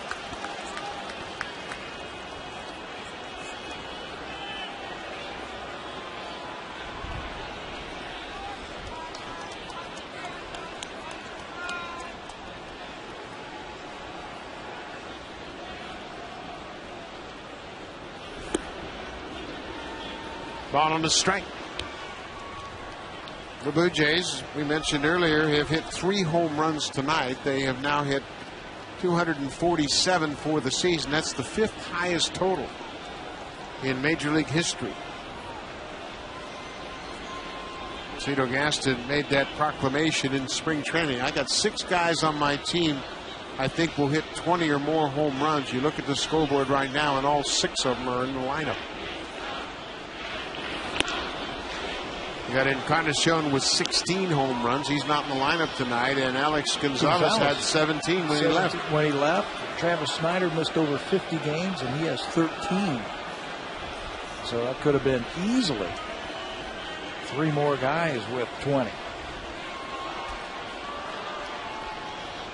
A ball and 2 strikes. Hill rips it into right field. That's going to get down for a hit. Brendan Wells jogs home. Hill picks up the RBI. Big 2-out hit. There is nothing like a 2-out hit. When you've got a very good reliever like a Jabba Chamberlain on the mound, and you got a guy at third base and 2 outs to come up with this, there is nothing finer than that. Aaron Hill busting it out of the box, and you know that's got to feel good right there.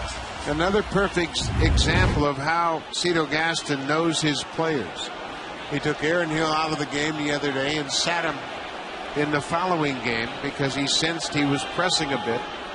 He's bounced back with a 4 RBI home run night tonight. 2 outs. Adam Lind takes a strike. He didn't look happy when he came out of the game, but that's just the way Aaron Hill is.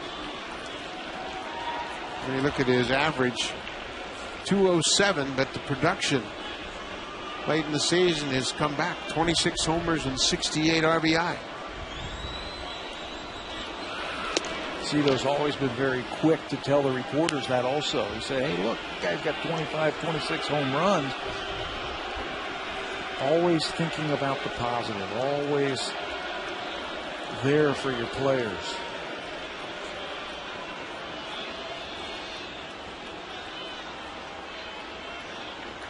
Chamberlain ahead 0-2. Missed with the fastball. That's the beauty of Cito Gaston. He played for 10 years. He understands the mindset of a player and how you can get overwhelmed mentally. Oftentimes it's not a mechanical thing. It has nothing to do with your stroke. It's all about how you're thinking. And he knows it very well. And he saw Hill pressing and said, you know what, you need a break. He also knows the personality of his players. And he knows how Aaron takes things very seriously and can get wrapped up in, you know, a few at-bats where you're 2 for 14 or whatever. He's been there.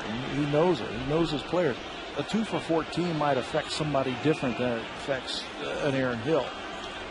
Another job of managing people. When you think about Hill and the great year he had last season and the previous season, he missed most of the year with that concussion. He'd just like to have a little more consistency. Obviously, the injury to his hamstring to start the season didn't help. Hopped up over near the seats on the third base side and out of play. 2 balls and 2 strikes, 2 outs. Blue Jays have added a run here in the bottom of the 7th. It's another player that Cito Gaston helped. When he first came up, Adam Lind was bouncing up and down, and Joe Carter was talking about looking over your shoulder, and if I make an error, if I go 0 for 4, I'm going to be sent back down. Well, they gave him the job and said, get out there and hit. I believe in you.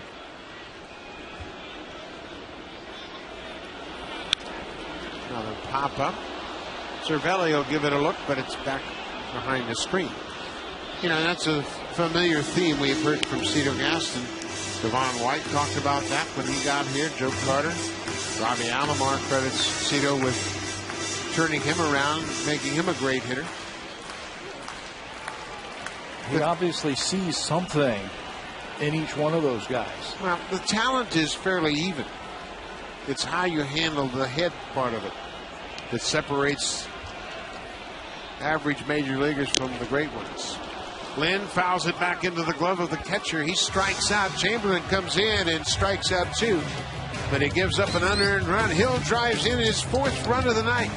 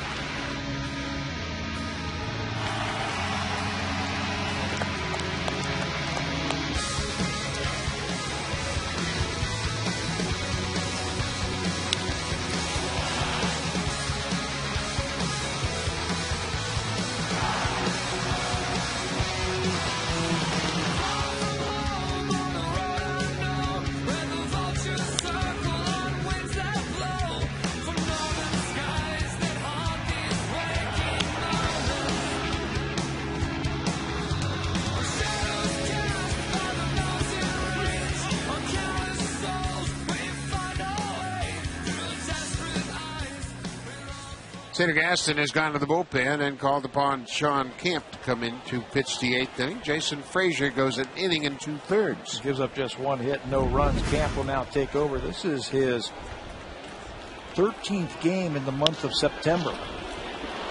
John McDonald dives, gets to his feet, throws a strike to retire Marcus Timms. They have used him early and often, and with the bottom of the lineup with the righties coming up, he's going to bring in Camp, who's been dynamite against righties this year. He'll throw a lot of ground ball out, so you got to be ready, and Johnny Mack makes his presence known, taking away a base hit from Marcus Timms. Marcus Timms continues to hit the ball on the button every time, but John McDonald took a hit away from him. Defense has been good in this series for both clubs.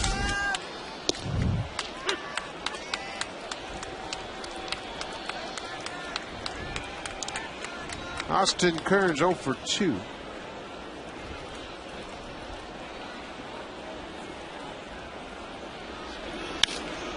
Another bouncing ball. Big hop for Aaron Hill. 2 outs. Let's check in with Sam Cosentino. Buck, in 2008, Clarence Edwin Gaston was given the Jackie Robinson Career Lifetime Achievement Award by the Negro League Hall of Fame. He puts that on par with his wins in '92 and '93 as World Series champions. Cito Gaston became the first African-American manager to lead a team to a World Series. Well-deserved honor, and one that Cito Gaston's very proud of. And throughout the night, we've heard the former players talk about how Cito Gaston has impacted them not only as players, but as people, much along the lines of Jackie Robinson. I love what Mr. Beeston said about the quote from Jackie Robinson about your life is measured in the impact that you have on people. And it's so appropriate for tonight's festivities. So appropriate. Cito Gaston has had an impact on many people. John Buck mentioned it specifically about turning his life around, made him an all-star here. He's now hit 20 home runs, and he's going to be an awfully attractive free agent if he hits the market. Cito Gaston honored by lots of fans here tonight. 33,143 have turned out on a Wednesday night.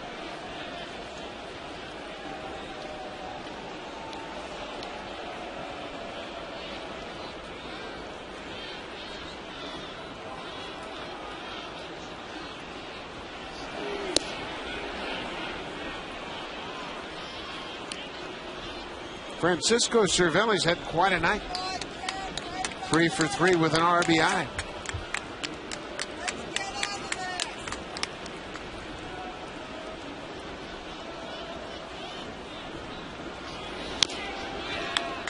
Tough sinker ball from Kemp. All he can do is foul it off. And you can see why he is so tough on the right-handers. He can make the ball go in on them. He could frisbee slider that ball away from him.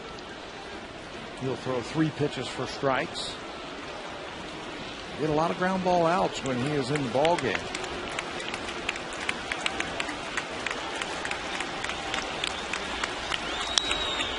Another bouncing ball, foul at third. Tough to square that sinking fastball up, and when he's fresh and well rested, boy, he's got great life on all of his pitches. Yeah, that's the key for him. He can wear down when you use him 3 or 4 days in a row. He just doesn't have that crispness to his pitches.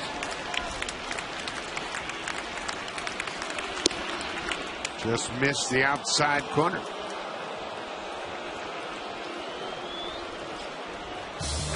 You can win an all-new Honda CRZ and other great prizes when you vote for the Honda Play of the Month. Vote today at BlueJays.com.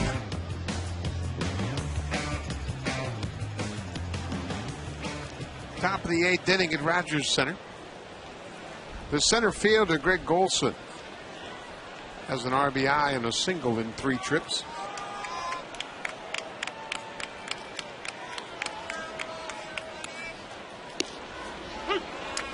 Camp gets ahead with a fastball. 2 outs. Yankees scored all their runs in the 6th inning.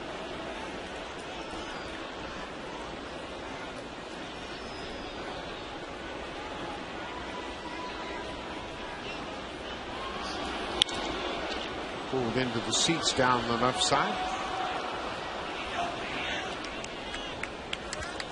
Brett Cecil was the starter.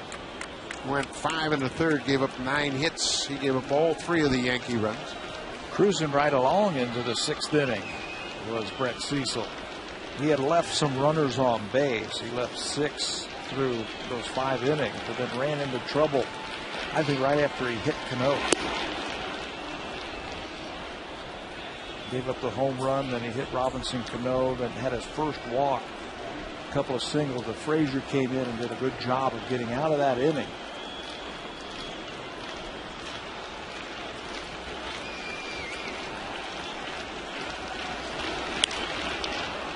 Fly ball center field. Vernon Wells has room, makes the catch. Goldson's hit the ball hard 3 times tonight.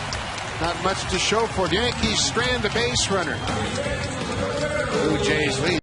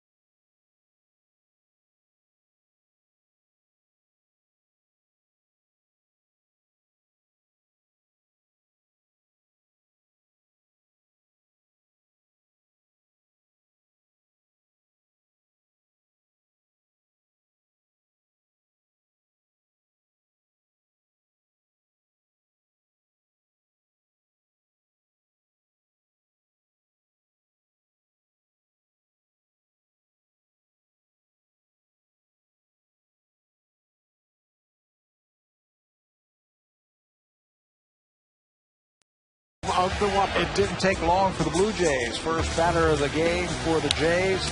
This is the record breaker. Travis Snyder with his 13th home run. Home run number 245 on the season for the Blue Jays to break the old record. And right now the Jays haven't looked back. Blue Jays lead at 8-3. Sergio Mitre will come out of the bullpen to pitch the 8th inning.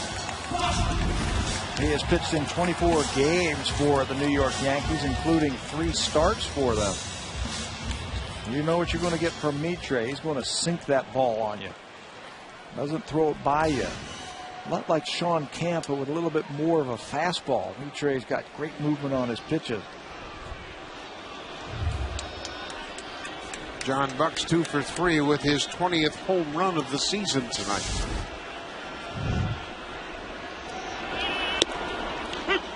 Fastball finds the outside corner.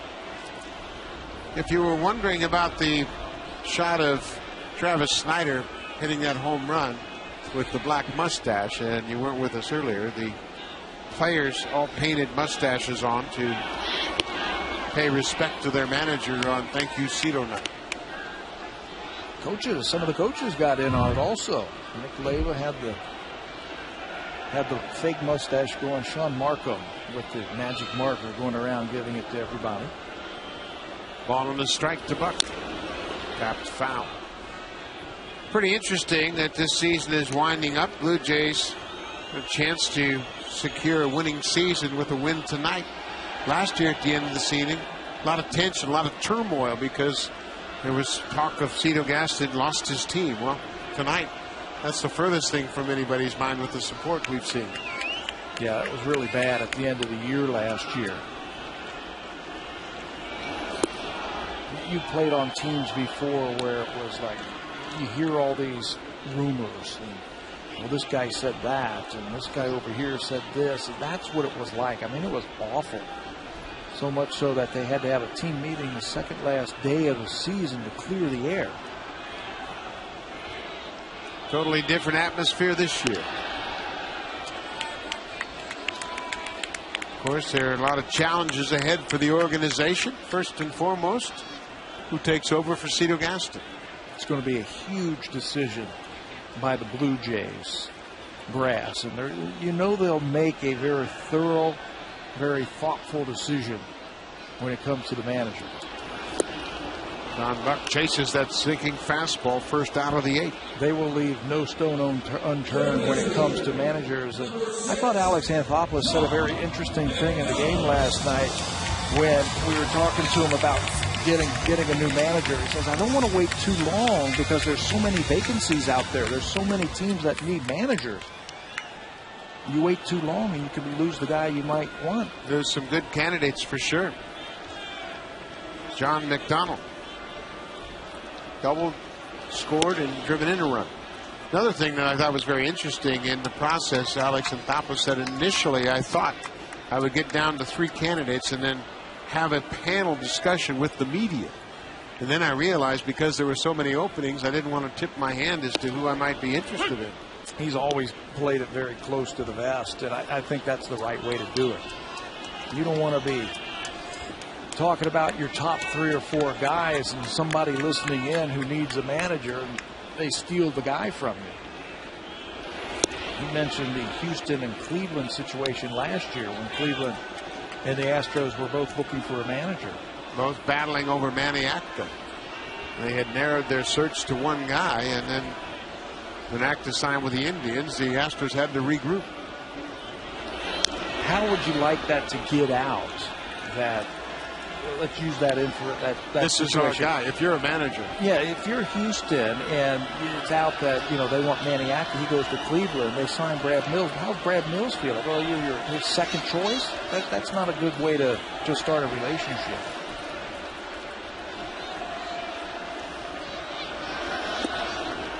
Mitre strikes out John McDonald 2 in a row by the big right-hander.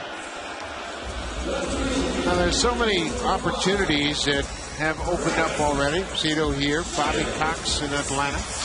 Chicago's going to probably replace Mike Qualley, or not replace him necessarily, maybe hire him. Seattle's got an interim manager. Marlins have an interim manager. There's talk of La Russa leaving in St. Louis. Torrey has already been replaced by Mattingly in the Dodgers dugout. Dusty Baker is on his last year of his contract in Cincinnati. That? Dusty Baker takes the team to the postseason for the first time in 12 years? 1995 was the last time they made the playoffs. And he has been offered a one-year contract, and he felt like it wasn't really representative of the job he's done. And I agree with him. Mm-hmm. Travis Snyder beats that sinker into the ground. So there are a lot of opportunities out there that some are open already, some are going to come open. There's talk that Ken Maka is going to move on from Milwaukee. But this is a very attractive opportunity.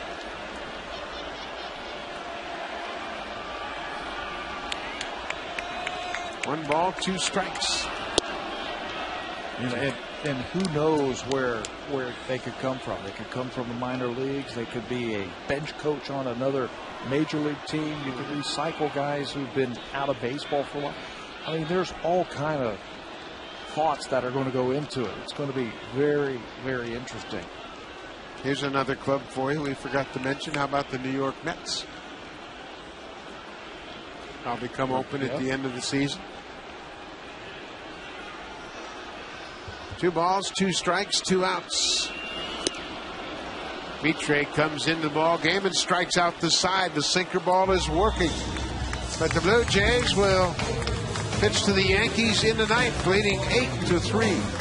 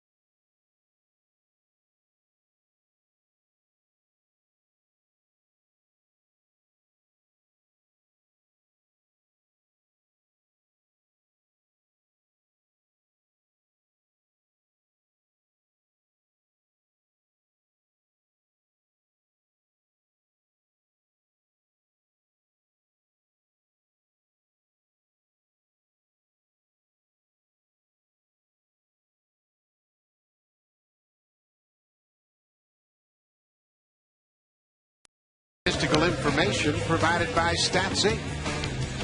Music provided by Universal Canada. Been quite a night here at Rogers Center on Thank You Cito Night. Blue Jays wrap up the home portion of their schedule. Go into the ninth inning, leading the Yankees 8-3. Lots of fans coming out, thanking Cito Gaston for his fine career as the skipper of the Toronto Blue Jays. Yeah, a little bit of everything here tonight. It's one of those nights where you've got the festivities, you've got the Yankees in town, you've got a chance to win the series against New York. So Jesse Carlson will come in and try and finish it off. Last time we saw him a couple days ago, Carlson came into the ball game against these same Yankees and was credited with a hold by pitching a third of an inning against New York.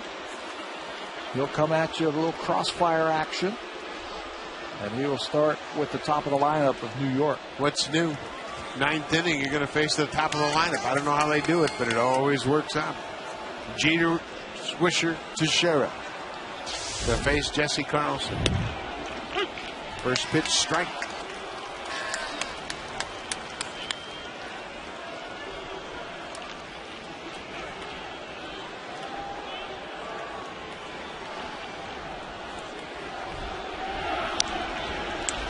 Carlson ahead 0-2. Sean Kemp with another good inning of work. He walked one batter and stranded him. In and out before you noticed. Jesse Carlson trying to wrap it up. I thought the relief work from Jason Frazier was huge in that sixth inning by getting that double play off of Swisher's bat. Derek Jeter had a terrific at bat. First batter Frazier faced in the sixth. Worked him, and Jeter finally got a base hit to right. But Nick Swisher then hit into a 4-6-3 double play to end the inning and end the threat.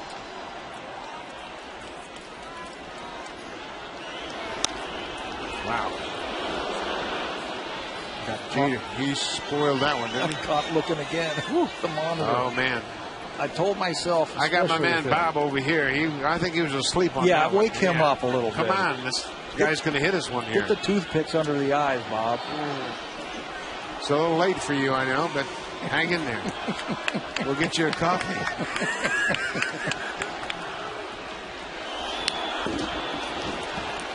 Boy, he can spoil some pitches. This is what he did against Frazier in the sixth. Fouled off pitch after pitch and finally got a base hit. It's a much different Derek Jeter than we saw 1st of September in New York. Yeah, he looked lost in September. Now he's starting to get locked in, and he's doing his best work when he is going up the middle in the opposite way. His base hit that you talked about off of Jason Frazier his last time up was shot into right field.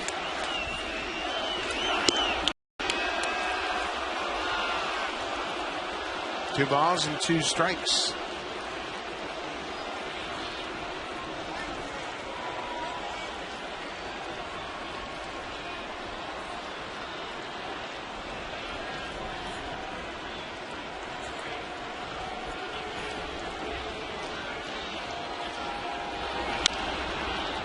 Another foul back out of play. He's much more balanced, Jeter is now. When we saw him before, he could never make that swing and make contact. A lot of movement, and he's been working with Kevin Long, the hitting coach, trying to quiet things down, and it appears as though they're headed in the right direction.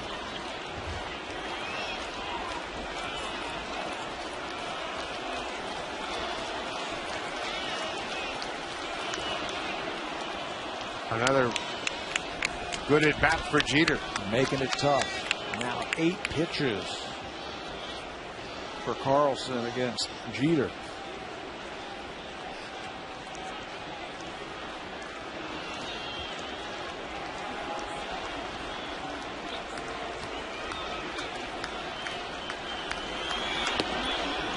Just inside. Wow. Tough one to take. He's missed a couple of times that were just off the plate. That was an excellent idea to go in there like that.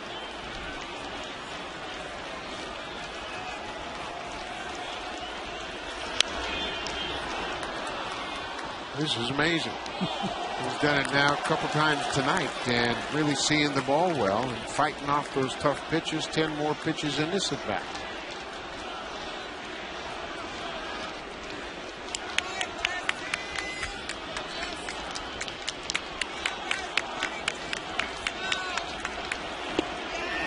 Jeter walks. What an at bat. The leadoff walk starts the 9th inning. 11 pitches Derek Jeter sees, 3 of them just off the plate. He has that ability to take pitches. It looks like he's off balance, but he knows what he's doing. He works the walk. So Jeter's aboard for Nick Swisher.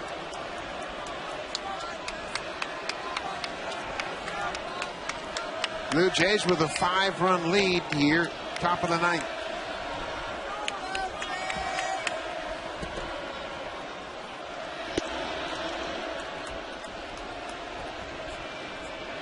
John Buck will go out and try to help Carlson regroup. There's nothing worse for a pitcher that you face the first batter of an inning. You throw a couple of pitches that are very borderline. You think you got them, you don't get it, and you've got to regroup. And you got to come back and make a better pitch. It's tough. And then you try to pitch a little closer, a little tighter, and you end up with the leadoff walk. Yeah. Jeter put up quite a fight. You know, all the while knowing who's on deck and who's in the hole. Yeah. And this is the last thing you want to do is put base runners on when you've got a 5-run lead pitching to the Yankees.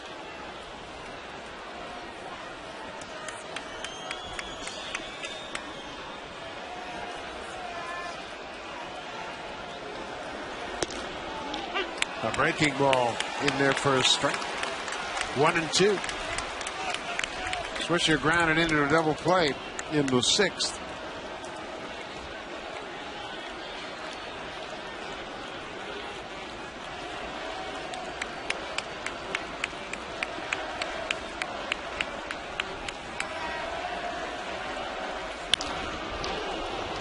Through there and into center field. Derek Jeter stops at second. Ball looked like it skipped under the glove of Aaron Hill. Looks like he was there. But when he dove for it, it took one more hop and went right underneath his glove. Ball was hit very hard. Carlson missed it. Hill missed it. And the Yankees have something going here in the 9th. Cedar Gaston has come out of the dugout. He's made the call to the bullpen. So the Yankees get something going here in the 9th inning, and Cedar Gaston wants to stop it quickly. So he has made the call for the big right-hander. Kevin Gregg will come out of the bullpen and take over for Jesse Carlson.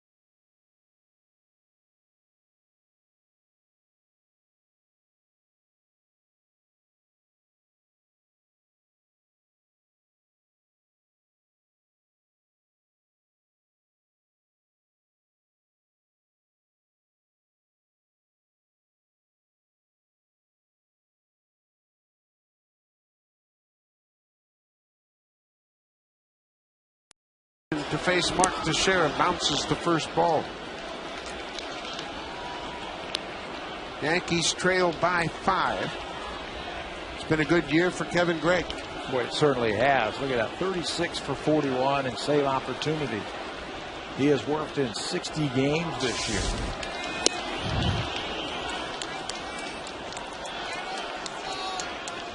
Those 36 saves, good for 5th in the American League.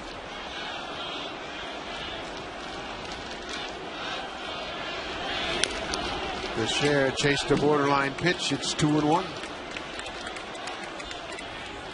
Mark Teixeira is 1 for 4 tonight.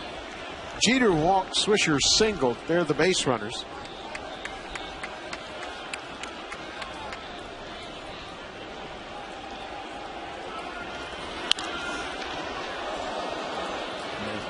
Getting close. Keep your eye on him, Tabby. I was all over that one. Yeah. I watched that one. Throw him a sinker, Kevin. Pitch him away.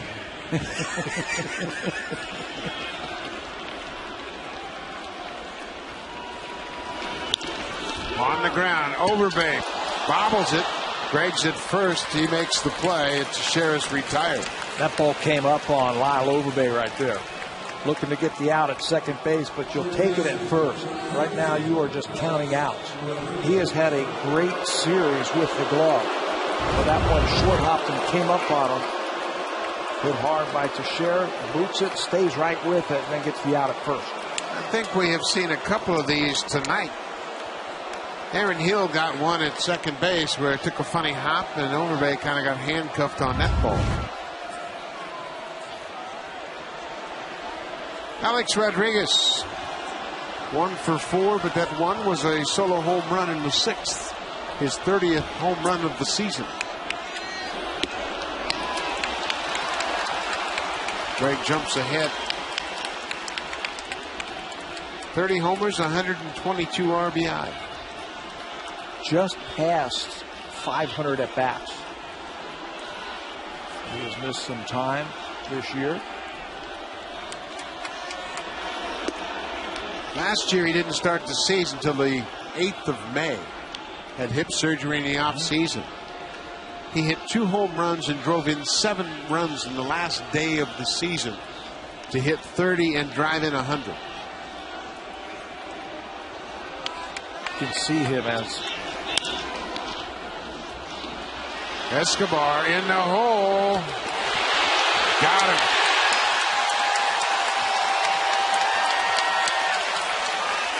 Junel Escobar did a good job of unloading that throw. Jeter scores, but now there are 2 outs. Boy, what a play by Escobar. That's one of the plays that they have been working on. This ball's hit hard in the hole. Catch it, you don't have time to set your feet. Get it over there as quick as possible. And Overbay helps him out by stretching and keeping that foot on the back.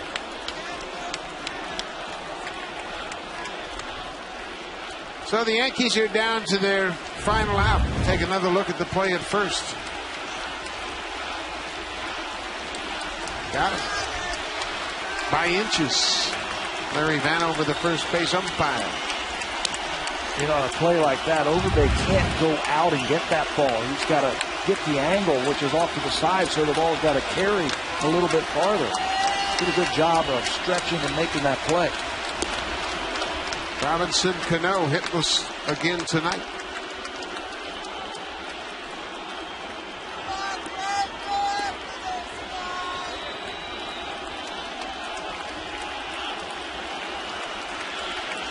One for 10 in the series.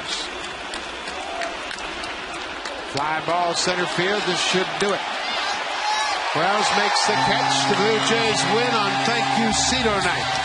Appropriately banging out 3 more home runs. They win the season series against the Yankees 10-8.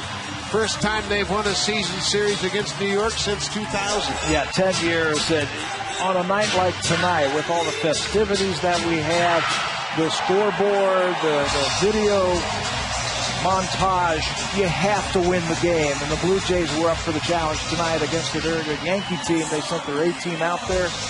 Blue Jays pounded the ball. They got ahead early. turn it over to the bullpen, ends up winning this ball game 8-4. 3 more home runs. John Buck hits his 20th. Travis Snyder hits his 13th. Aaron Hill hits his 26th, and Brett Cecil wins for the 15th time this year. Was cruising right along through 5 innings, got into the 6th, gave up 3 runs.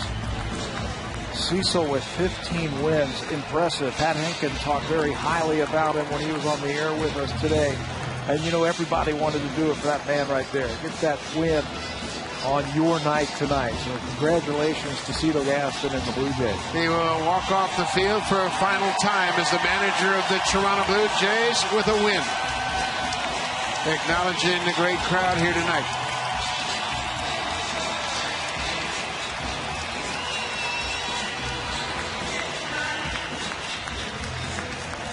Blue Jays honoring Cito Gaston and a fine career in Toronto coming to an end here in this ballpark.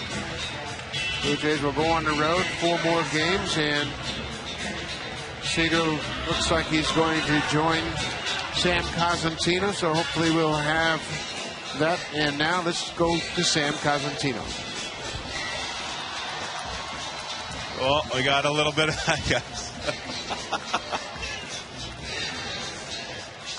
Well, Cito, the Gatorade shower, I got it too. We got the mustaches going. What a spectacular night. Your thoughts on the pregame ceremony? Well, it was outstanding. I mean, you know, leave it up to the Blue Jays organization and Paul Beeston to put something together like that.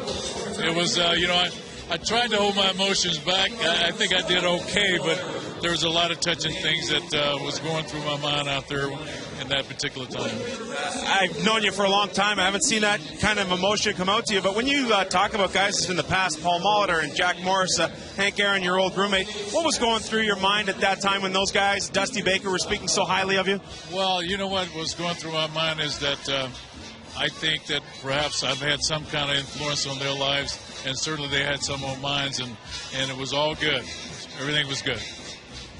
Before the game, in your pregame press conference, you talked about the 92 and 93 World Series, but the Jackie Robinson Achievement Award, why is that so special to you? Well, without Mr. Jackie Robinson, I wouldn't be standing here, and I can only imagine what he went through. I know I went through some of it coming through the minor leagues, but for him to do what he did, he changed the whole world in a lot of different ways, so I have all the respect in the world for Mr. Jackie Robinson. Cito, once the game ends, that final walk-off with all the fans here saluting you, over 33,000 here today. What are you thinking about when you're walking, through the handshakes and back into the dugout? Well, I was actually just thinking about the ball game we just won and how Cecil's pitched so well this year and the guys have played so hard this year. And I guess once we get on that plane tonight, I'll think a little bit more about this. But I do once again want to thank all you fans for supporting us over the years. Without you, we wouldn't have the memories. We wouldn't have the dreams. We certainly would not have 2 World Series rings. And Cito, one last question for you. When you talk about the memories and you look at that pregame ceremony, what touched you most about that ceremony? I think just with some of the testimonies from some of the guys that said things about me, and of course also the fact that this ball club itself here, I mean, thought enough, the guys on this club thought enough to go out and buy me a present. So that just tells you a little bit about them, and certainly hope that I touch their lives a little bit too. Cito, on behalf of myself, Rogers Sportsnet, and baseball fans right across the Canada here at the Rogers Center, thank you very much. Thank you, Sam. Appreciate it. All right, guys. Thank you. Buck Cito Gaston on his final night here at the Rogers Center as manager. Thank you, Sam, and a quite appropriate night for Cito Gaston to walk off the field the winner. His club pounding out 3 more home runs. They beat the Yankees, and to acknowledge that, a little Gatorade bath for Cito Gaston is his players acknowledged.